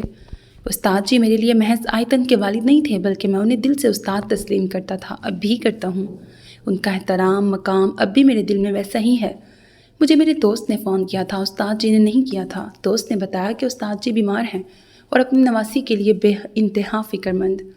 مجھے تب تک آیتن اور اس کے شوہر کی وفات کا علم نہیں تھا۔ میں اپنی زندگی کا یہ باب بند کر کے آگے بڑھ چکا تھا۔ میں نے آیتن کی مدد استاد جی کی وجہ سے ان کے لیے کی تھی، آیتن کی وجہ سے نہیں۔ آپا انہیں پچھتاوے گھیر چکے تھے جو اب لہجے اور آواز کو نڈھال کر رہے تھے۔ الماس پروین اب بھی بے یقین تھی۔ اتنے سالوں سے جو ان کا سچ تھا اسے یکلخت غلط تسلیم کر لینا ممکن نہیں تھا۔ بھائی کے اجڑے دل کا دکھ کبھی ان سے دور نہیں ہوا تھا، اور اب کھلا کہ یہ دکھ تنہا ان کا تھا۔ آپ یہ خیال دل سے نکال دیں آپا کہ میں خوش نہیں، یا اتنا عرصہ میں نے کسی اذیت یا محرومی میں بسر کیا ہے۔ میں اللہ کے کرم، آپ کی دعاؤں اور شہناز کی ہمراہی میں آسودہ رہا ہوں۔ بے شک آیتن کے وقت میں غمزدہ اور مایوس تھا، لیکن وہ میری زندگی کا محض ایک فیز تھا۔ اور آپا وہ کچھ متامل ہوئے۔ آیتن میری کہانی میں اس کا تو کوئی کردار ہی نہیں ہے۔ میں آپ کا بہت شکر گزار تھا، اب بھی ہوں، کہ آپ نے بر وقت میری بات مان کے مجھے اپنے استاد جی کے مقابل سرخرو کیا، کہ میں انہیں مطمئن کر سکا، ان کے لیے کچھ کر سکا۔ الماس پروین کا سانس رکنے لگا۔ وہ ایک دم اٹھ کھڑی ہوئیں۔ میں کمرے میں ہوں، وہ غائب دماغی سے کہتی آگے بڑھ گئیں۔ سمیہ ان کے پیچھے جانے لگی تھیں کہ فراز احمد نے روکا۔ انہیں کچھ وقت تنہا رہنے دو بیٹا۔ لمبا سانس بھر کے انہوں نے بھی پشت صوفے سے ٹکائی اور چہرے پہ ہاتھ پھیرا۔ کچھ دن پہلے ہمدان اچانک ملنے آیا اور یہاں آنے کا اصرار کیا۔ میں تب بھی سمجھ نہیں پایا۔ ان کا انداز خود کلامی سا تھا، لیکن سمیہ ٹھٹکی۔ ہمدان آپ سے ملنے آیا تھا؟ ہاں، وہ فرینکفرٹ سے لندن آیا تھا اور وہاں سے ادھر۔ وہ جتنے دن ٹھہرا مجھے کنونس کرتا رہا کہ اتنے برسوں سے میں آپا سے ملا نہیں، یہاں آیا نہیں، کوئی میری فیملی سے ملا نہیں، اور بچوں کو بھی ان کی ایکسٹینڈڈ فیملی سے ملنے کا شوق ہوگا وغیرہ۔ تو اب ہائی ٹائم ہے کہ میں ایک چکر لگاؤں۔ اس سے مل کر اور اس کی باتوں سے بچے اور شہناز بھی ایکسائٹڈ ہو گئے تھے، اور اس نے ان سے وعدہ لیا کہ ہم سب اس ماہ ہی آئیں گے، کہ اس کی شادی ہوگی اور ہم شادی میں شرکت کریں۔ اچھا، اتنے برسوں سے امی کو دیکھتے ہوئے اسے یہ موقع مناسب لگا ہوگا کہ آپ کو بلایا جائے۔ امی کی اداسی اور آپ کو یاد کرتے رہنا اب اس کے لیے ناقابل برداشت ہو گیا ہوگا۔ سمیہ نے سر ہلایا۔ انہیں اپنے چھوٹے بھائی پہ بے تحاشا پیار آیا تھا۔ اسے شاید آپا کی سوچ، ان کا رویہ پریشان کر رہا تھا۔ اس نے صاف صاف تو کوئی ایسی بات نہیں کی تھی، لیکن اب آپا کی بات سننے کے بعد مجھے یقین ہو گیا ہے، یہی وجہ تھی۔ وہ نہ آپا سے کہہ سکتا تھا کہ وہ غلط ہے، نہ مجھ سے کہ آپا میری وجہ سے کیا کر رہی ہیں، کیا سوچتی ہیں، لہٰذا اس نے مناسب سمجھا کہ ہمیں آپس میں بات کرنے کا موقع فراہم کیا جائے۔ وہ پرسوچ سے بول رہے تھے اور سمیہ الجھ گئیں۔ اگر ایسا تھا تو اس نے ان سے بات کیوں نہیں کی، جبکہ وہ گھر میں آیتن کی سب سے ووکل سپورٹر تھیں؟ اپنے کمرے میں پہلی بار الماس پروین کو اپنے بھائی پہ غصہ آ رہا تھا۔ ان کا حال ایسا تھا مانو ایک لمبی دوڑ کے بعد جب تمغہ لینے کا وقت آیا تو انہیں غلط ٹریک پہ دوڑنے کا پروانہ تھما دیا گیا۔ اس نے جیسے آیتن سے اپنی محبت کا ذکر کیا تھا، ویسے ہی یہ بھی شیئر کرنا چاہیے تھا۔ اس نے تو کیا تھا، تم نے ہی کبھی یقین نہیں کیا۔ وہ خود سے الجھ رہی تھیں۔ پہلی حیرت، غصہ اور بے یقینی کی شدت تھی، جو دھیرے دھیرے کم ہو کر اب پچھتاوے میں ڈھل رہی تھی۔ لوگ محبت میں اندھے ہوتے ہیں یا نفرت میں، اور وہ دونوں میں نابینا ثابت ہوئی تھیں۔ انہیں لگتا تھا بھائی کے دکھ میں انہوں نے زندگی میں کئی بھاری غمگین راتیں گزاری ہیں، لیکن آج کی شب کا ان راتوں سے کوئی مقابلہ نہیں تھا۔ اگلے دن سمیہ اور فراز احمد کسی نے بھی الماس پروین سے گزشتہ شب والی گفتگو کا ذکر نہیں چھیڑا، کہ وہ خود چپ سی تھیں۔ یہ انکشاف کسی صدمے سے کم نہ تھا۔ فراز احمد خود کو قصوروار سمجھ رہے تھے۔ سب سے بڑی غلطی ان سے ہوئی تھی۔ جو باتیں ہمارے لیے اہم ہوتی ہیں، اگر وہ کبھی غیر اہم ہو جائیں تو انہیں ضرور خبر کرنی چاہیے، جن کے لیے وہ باتیں ہماری جتنی ہی اہمیت رکھتی ہیں۔ چونکہ ان سب کا قیام محدود وقت کے لیے تھا، لہٰذا بچوں نے ہر دن کا پروگرام طے کر رکھا تھا۔ شہناز اور بچوں کو اپنے شہر کی سیر کروانے کے لیے اور ملک سے متعارف کروانے آج کا پورا دن باہر گزارنے کا منصوبہ تھا۔ الماس پروین میں کل تک جو جوش تھا وہ اب ماند پڑ گیا تھا، لیکن وہ سب کے ساتھ جانے سے انکار بھی نہیں کر سکتی تھی۔ دوپہر کا کھانا بھی سب نے باہر ہی کھایا تھا۔ شام سے پہلے سمیہ کو مینو کا فون آیا۔ آیتن دیدی کو بخار ہے، کیا کروں؟ کب سے بخار ہے؟ پتہ نہیں، وہ کمرے سے باہر ہی نہیں نکلی دن بھر، تو ابھی آ کے دیکھا۔ پاس والے کلینک میں دکھا دو۔ انہوں نے معقول مشورہ دیا۔ باجی اس وقت بارش بہت ہے ادھر۔ مینو نے بے بسی جتائی۔ اگر تمہارے پاس ہو تو क्रोसिन दे दो या चौकीदार से कहो वो फार्मेसी से ले आएगा। हमें आते आते रात हो जाएगी। वो शहर से दूर थे। जी। मीनू ने फ़ोन रख दिया। वो सबके दरमियान से उठ के दूर आ खड़ी हुई थी। जब पलटी तो पीछे हमदान खड़ा था। सब ठीक है? हाँ आओ, उन्होंने मुख्तसर जवाब दिया और उससे पहले आगे बढ़ गई। गुज़िश्ता रात के इंकशाफ के बाद वो इस वक्त ये मामूली सी बात अलमास परवीन और फराज अहमद दोनों से मख्फी ही रखना चाहती थी कि सबके साथ किसी तरह उन दोनों की तबीयत और मजाज बहाल हुआ था। इस वक्त आयदन के जिक्र पर जाने वो दोनों क्या रद्द-ए-अमल देते। उन्हें देर रात तक बाहर ही रहना था, लेकिन अब हमदान, मौसम कुछ ठीक नहीं, किसी भी वक्त बारिश शुरू हो जाएगी। बेहतर है हम आज यहीं रुकते हैं और वापस चलते हैं, बाकी कल देखेंगे। सब थक भी गए हैं और कुछ मौसम भी बेएतबार सा था, सो सबको हमदान की बात ठीक लगी। शहनाज और दोनों बच्चे थके थे, ताहम उन्हें सबके साथ लुत्फ आ रहा था। पहली बार फराज अहमद के ख़ानदान से मिलके वो सब खुश थे। ननियाल तो उनका कोई था नहीं और पहली बार अपनी फुप्पो, कज़न्स और हम उम्र भतीजे भांजियों से मिलकर उन्हें अपना ये बड़ा सा ख़ानदान अच्छा लग रहा था। उनके घर पहुंचने तक फिर बारिश शुरू हो गई थी। रास्ते में सब कुछ ना कुछ खाते रहे थे, सो घर पहुंचने के बाद किसी को खाने की हाजत महसूस नहीं हो रही थी। सब सोने के इरादे से सीधा कमरों में चले गए। बेटा ज़रा आयदन को देख लो। सुमैया की गोद में उनका नवासा था जो सो गया था। वो उसी लिए कमरे में जाने से पहले हमना को कह गईं। कुछ देर बाद हमना उनके पास आईं। मम्मा आप आईं ज़रा। वो आयदन के कमरे में पहुंची तो ठंड से बुरी तरह कांप रही थी। हमना ने बताया कि खिड़की खुली थी। उसकी वो हालत नहीं थी कि वो उठ के खिड़की बंद कर सकती। किसी तरह उसे उठा के उन दोनों ने उसे दवा दी और गर्म लहाफ में छुपाया। फराज अहमद की आमद के बाद से उसे किसी ने देखा नहीं था, जाने वो कब से बीमार और भूखी प्यासी थी। मीनू ने चौकीदार से बुखार की दवा मंगवा के खिला दी थी। उसकी कपकपाहट कम हुई तो वह हमना को उसे खाना खिलाने की ताकीद करती बाहर आ गई। तुम यहाँ क्या कर रहे हो? अपने कमरे की सिमत जाते हुए लाउंज में बैठे हमदान को देखकर उन्होंने हैरत से सवाल किया। कुछ नहीं, मेरी ज़रूरत है तो कहीं? उसने सर से उधर इशारा किया जहाँ से वो आई थी। इस वक्त अस्पताल जाने जैसी कंडीशन नहीं है, सुबह देखेंगे, तुम भी सो जाओ। जी, कुछ ज़रूरी ईमेल्स देखनी है, फिर जा रहा हूँ, उसने अपना फ़ोन दिखाते हुए कहा। देर मत करना। वो भी थकी हुई थी, चली गई। कुछ देर बाद हमना भी उसे देखकर चौंकी। आप सोए नहीं? बस जा रहा था। वो मुस्कुराया, लेकिन उसके चेहरे ने हमना को अगले सवाल पर मजबूर किया। कुछ चाहिए? उसे देख कर ही लग रहा था कि वो कुछ कहना चाह रहा है। चाय, कॉफ़ी मैं बना देती हूँ।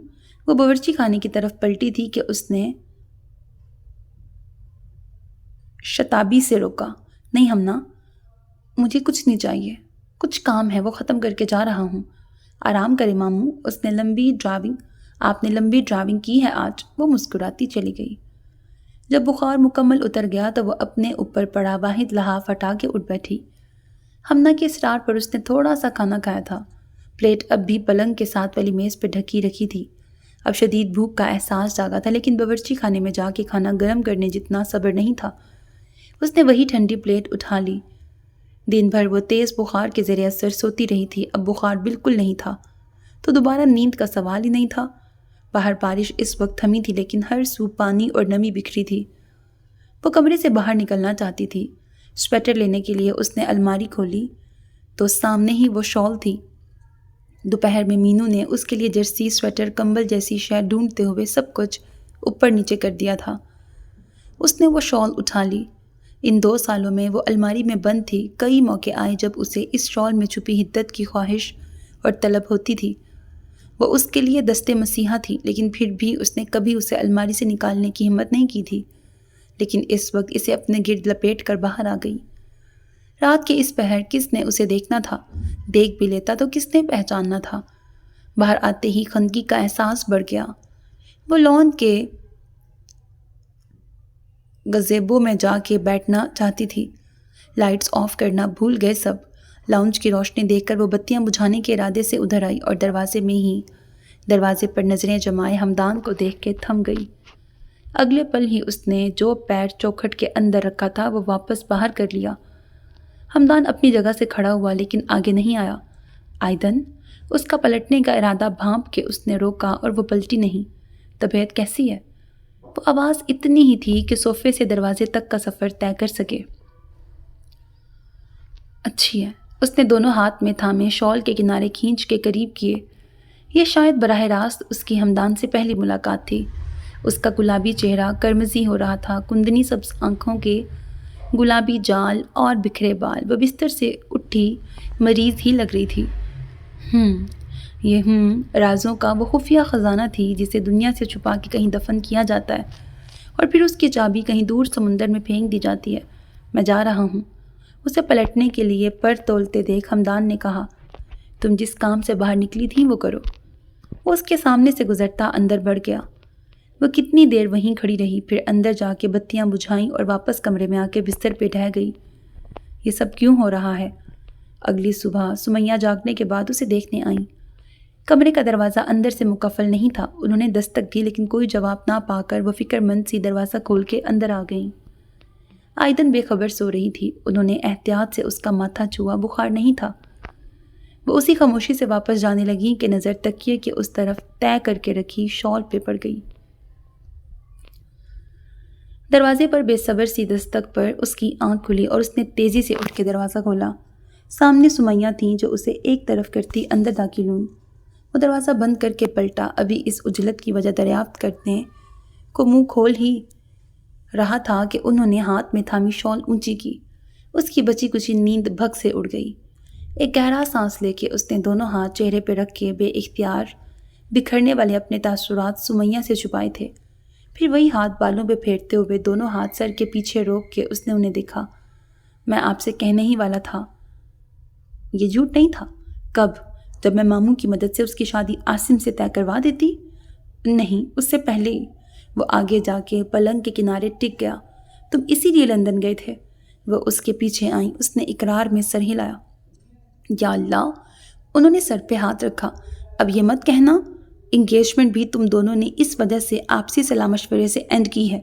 نہیں، یہاں ان انٹینشنلی آئینہ نے میری مدد کی ہے، ورنہ تم کرنے والے تھے۔ وہ چپ رہا۔ اس نے سوچا تھا آئینہ سے سب سچ کہے گا۔ ہمدان وہ بھی اس کے بازو میں بیٹھ گئیں۔ اب تک مجھے کیوں نہیں بتایا؟ مجھے خود انگیجمنٹ کے بعد علم ہوا۔ کیا مطلب؟ وہ چونکی۔ تب تک میں سمجھتا رہا میری فیلنگز ون سائیڈڈ ہیں اور بہتر ہے اس وجہ سے میں اسے مشکل میں نہ ڈالوں کہ آپ نے مجھے امی کے ارادوں اور احساسات سے پہلے ہی باخبر کر دیا تھا۔ وہ کچھ دیر رک گیا۔ لیکن اس رات اتفاقاً میں نے جانا کہ میں اکیلا مبتلا نہیں ہوں۔ تب انگیجمنٹ ہو چکی تھی۔ میری 4 دن بعد کی فلائٹ تھی۔ 2 سال کا کنٹریکٹ تھا۔ ان 2 سالوں میں کوشش کے باوجود میں آئینہ کے ساتھ زندگی سوچ سکا، نہ آئدن کے بنا زندگی کا تصور کر سکا۔ فائنلی طے کیا کہ پہلے ماموں اور امی کو ملایا جائے، پھر ماموں خود ہی امی کا رویہ دیکھ کے کیا اور کتنا غلط ہو رہا ہے سمجھ جائیں گے۔ نہ سمجھتے تو میں انہیں سمجھا دیتا کہ اس معاملے میں امی ہم میں سے کسی کی کوئی دلیل، کوئی بات نہیں سنیں گی۔ یہ آپ بھی جانتی ہیں۔ اور آگے کیا سوچا تھا؟ مجھے آپ اور ماموں سے مدد مانگنی تھی۔ کیسی مدد؟ ماموں ہی امی سے اس خواہش کا اظہار کریں کہ وہ چاہتے ہیں آئدن اور میری۔ اس نے فکرہ نامکمل چھوڑ دیا۔ واہ! وہ خفیف سا مسکرائیں۔ اور اگر ماموں کے جذبات وہی ہوتے جیسا امی سمجھتی نہیں ہیں تو پھر کیا کرتے؟ تب میں انہیں ان کی محبت کا واسطہ دیتا کہ مجھے تو محروم نہ رکھیں۔ ان کے اختیار میں ہے تو محبت کرنے والوں کو دور نہ ہونے دیں۔ اس کے انداز میں ہلکی شوخی تھی۔ اور وہ پھر بھی نہ مانتے تو آپ کے سر ہو جاتا کہ کچھ بھی کریں، اس مسئلے کا وہ حل سوچیں جو مجھے چاہیے۔ اس نے بڑے یقین سے کہا۔ چلو۔ انہوں نے اس کے بازو پہ ہاتھ مارا۔ اتنے دن مجھ سے چھپایا اور اب مسکا لگا رہے ہو؟ مجھے برسوں پہلے کہی آپ کی بات کبھی نہیں بھولی تھی باجی کہ میری دلچسپی اس پر زندگی تنگ کر دے گی۔ اسے تمہارے اس پلان کا علم ہے؟ ان کے سوال پر اس نے ہلکا سا کہا لگایا۔ باجی، ساری زندگی چند لفظوں کے تبادلے کے علاوہ ہماری کوئی بات نہیں ہوئی ہے۔ انہوں نے حیرت سے آنکھیں پھیلائیں۔ آپ کی بات تو نے ہی مجھے ہمیشہ اتنا محتاط رکھا۔ وہ کھڑی ہوئیں۔ سب جاگ جائیں تو آج موقع دیکھ کے ماموں سے بات کرتے ہیں۔ جی، سنبھال کے رکھو ابھی سے۔ انہوں نے شال پلنگ پہ رکھی۔ میرے تحفے کی یہ قدر تھی؟ سمیہ نے مصنوعی ناراضگی لہجے اور چہرے میں سموئی۔ میں نے کسے دی؟ اسی بات سے اس کی قدر کا اندازہ لگائیں۔ وہ بھی کھڑا ہوا اور ان کے ساتھ دروازے تک آیا۔ شرم کرو، بڑی بہن سے کیسی باتیں کر رہے ہو؟ سمیہ کی بات پہ وہ ہنس دیا۔ اسے ٹھیک ٹھاک یاد تھا کہ شال اس نے سرہانے رکھی تھی، لیکن اب سارا کمرہ چھان مارا تھا مگر کہیں بھی شال کا نام و نشان نہ تھا۔ ہمنا دستک دے کر اندر آئی۔ کیسی طبیعت ہے اب؟ الحمدللہ ٹھیک ہے۔ ابھی کچھ کھانے کے بعد بخار نہ بھی ہو تو دوائی لے لیجیے گا۔ ہمنا کی بات پہ اس نے سر ہلایا۔ اس کا ذہن شال میں اٹکا تھا۔ خود پر غصہ آ رہا تھا کہ کیا ضرورت تھی اوڑھنے کی۔ اس کا غائب ہونا اچھی بات نہیں تھی، کوئی بھی اسے دیکھ کے پہچان لیتا، اور وہ اس کے پاس کیسے آئی؟ اس سوال سے بچنے کے لیے وہ آج تک اسے چھپا کے رکھتی آئی تھی۔ رات جانے کس خیال کے زیر اثر وہ اسے اوڑھ کے باہر نکلی تھی اور اب وہ مل نہیں رہی تھی۔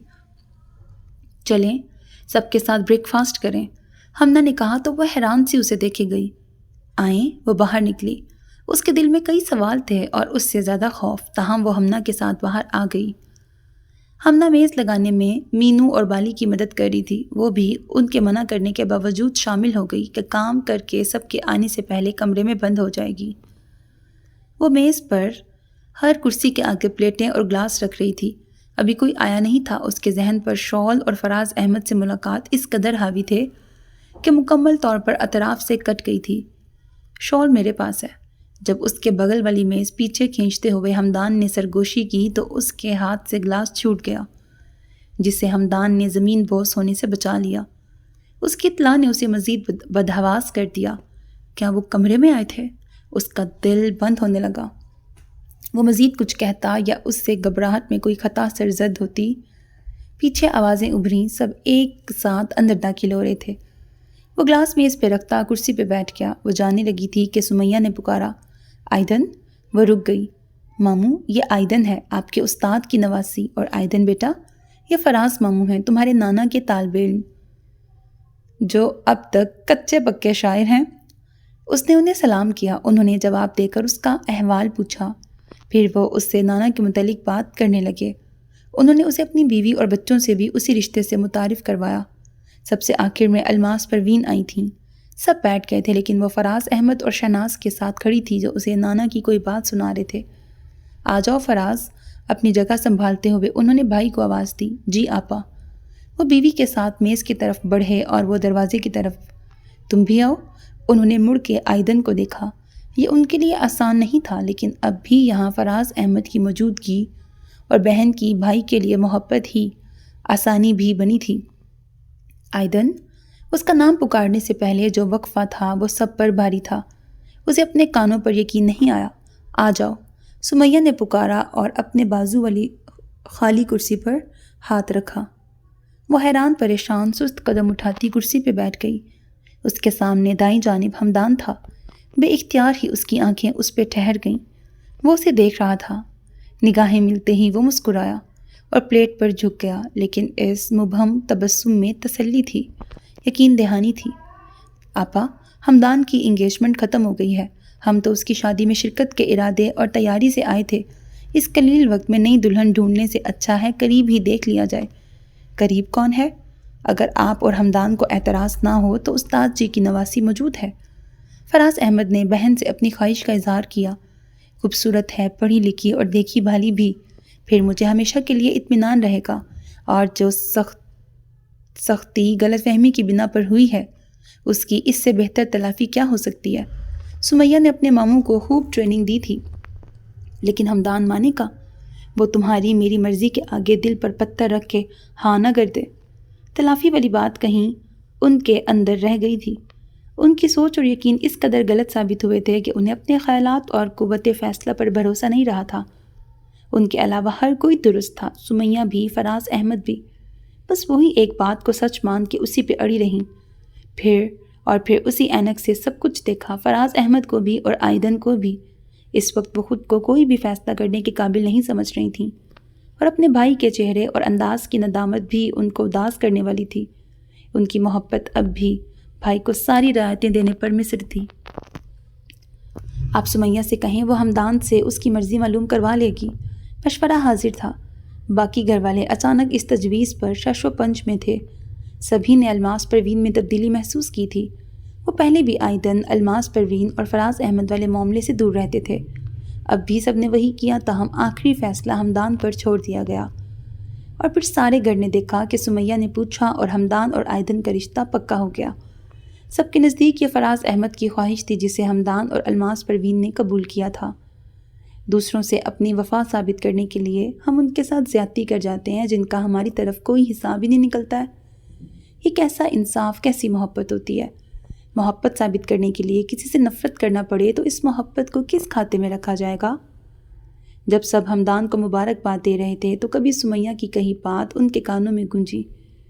یہ تلخ سی بات ان کی سوچ بن کر ابھری اور اداس ہوتے ہوتے اچانک ان کے اندر اطمینان پھیلا کے وہ دیر سے ہی سنبھل گئی تھیں اور انہیں فوراً تلافی کا موقع بھی مل گیا تھا۔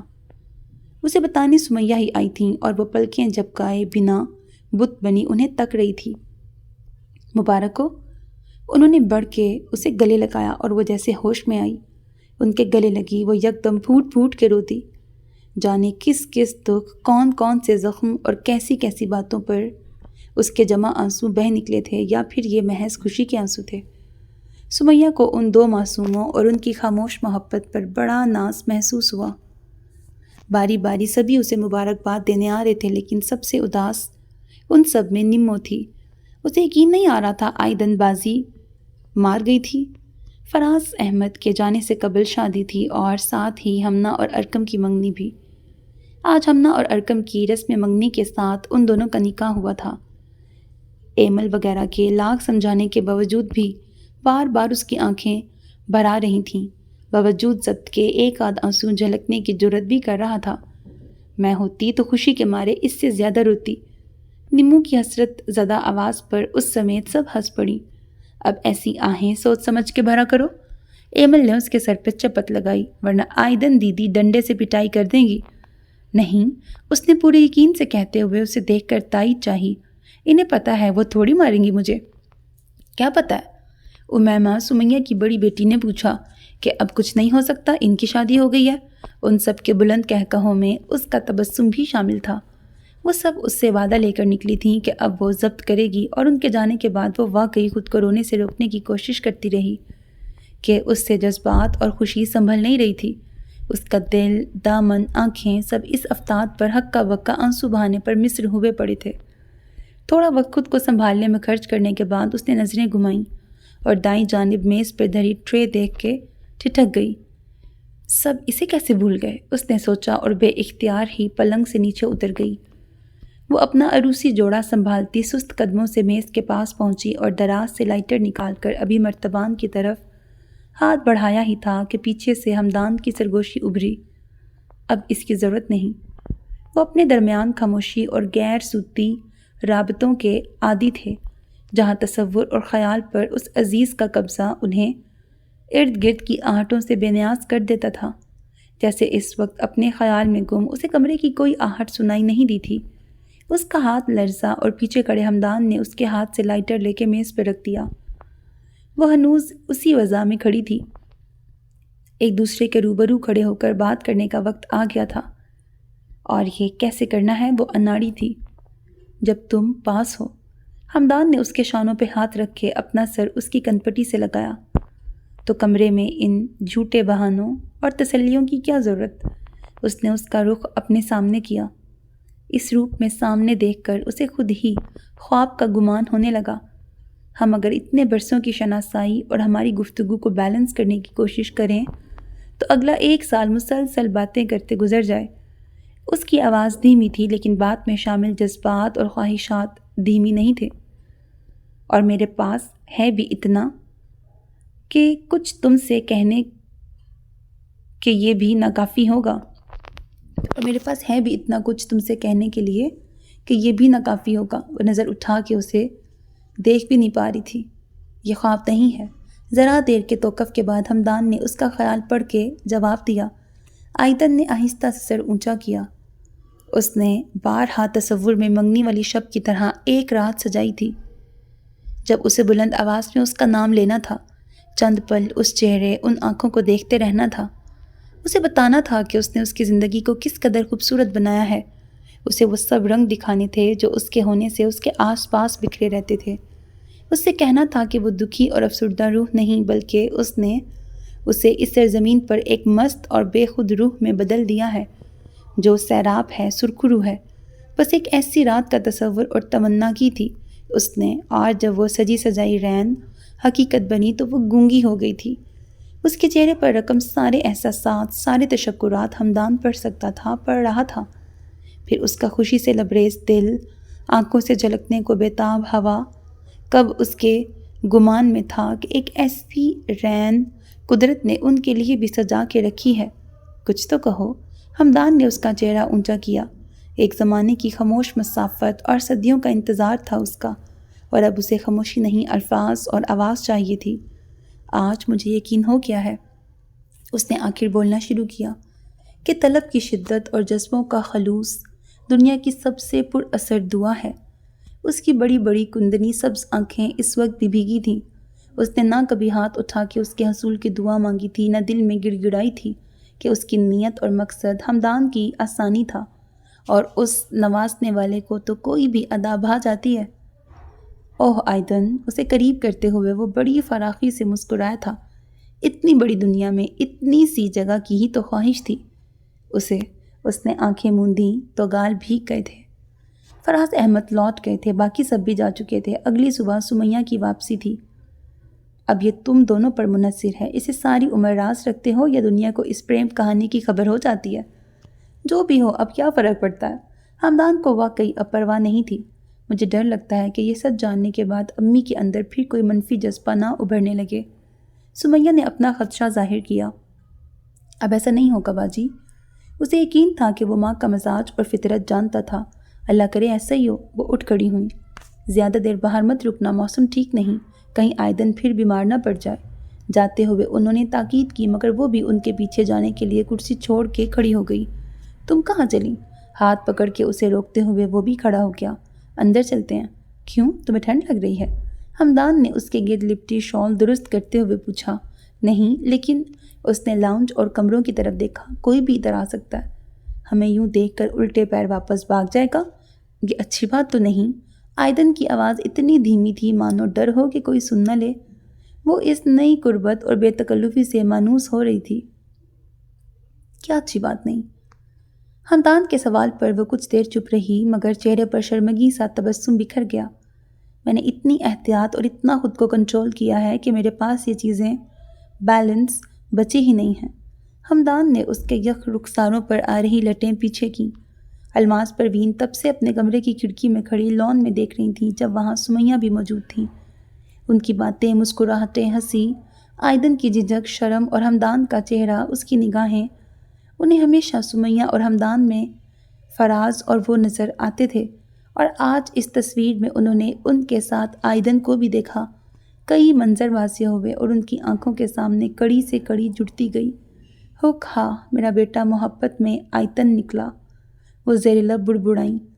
لان میں وہ آئدن کا چہرہ تھام رہا تھا۔ الماس پروین مسکرائیں اور ان کی دائمی خوشیوں کی دعا کرتی وہاں سے پلٹ گئیں۔ وہ جو اپنے بھائی کے لیے نہیں کر سکی تھیں، ان کی بیٹی نے اپنے بھائی کے لیے کر دیا تھا، اور اس کامرانی کی وجہ یہ فرق تھا کہ دونوں جانب جذبات ایک سے تھے۔ انہیں سمیہ پہ بڑا پیار آیا۔ آئدن نے گھبرا کے ادھر ادھر دیکھا اور اس کا ہاتھ ہٹانا چاہا، لیکن بس سوچ کے رہ گئی۔ ہم اندر کمرے میں چلیں؟ اسے سرعام اس کی یہ بے باکیاں بوکھلا رہی تھیں، اور جو زبان سے پھسلا اس پر خود ہی بے طرح کھجل ہو گئی۔ ہمدان بے ساختہ زور سے ہنسا۔ اوہ آئدن، ختم شد۔ سو میرے عزیز listeners, this was the end of the novel ایک رین سجا کے رکھی۔ Hope that you like it. اپنا بہت خیال رکھیے گا نیک تمناؤں کے ساتھ۔ اللہ حافظ۔ And don't forget to subscribe to my channel, because that's how you can encourage me, and that's the only kind of support and encouragement which I want from all of you. Allah Hafiz.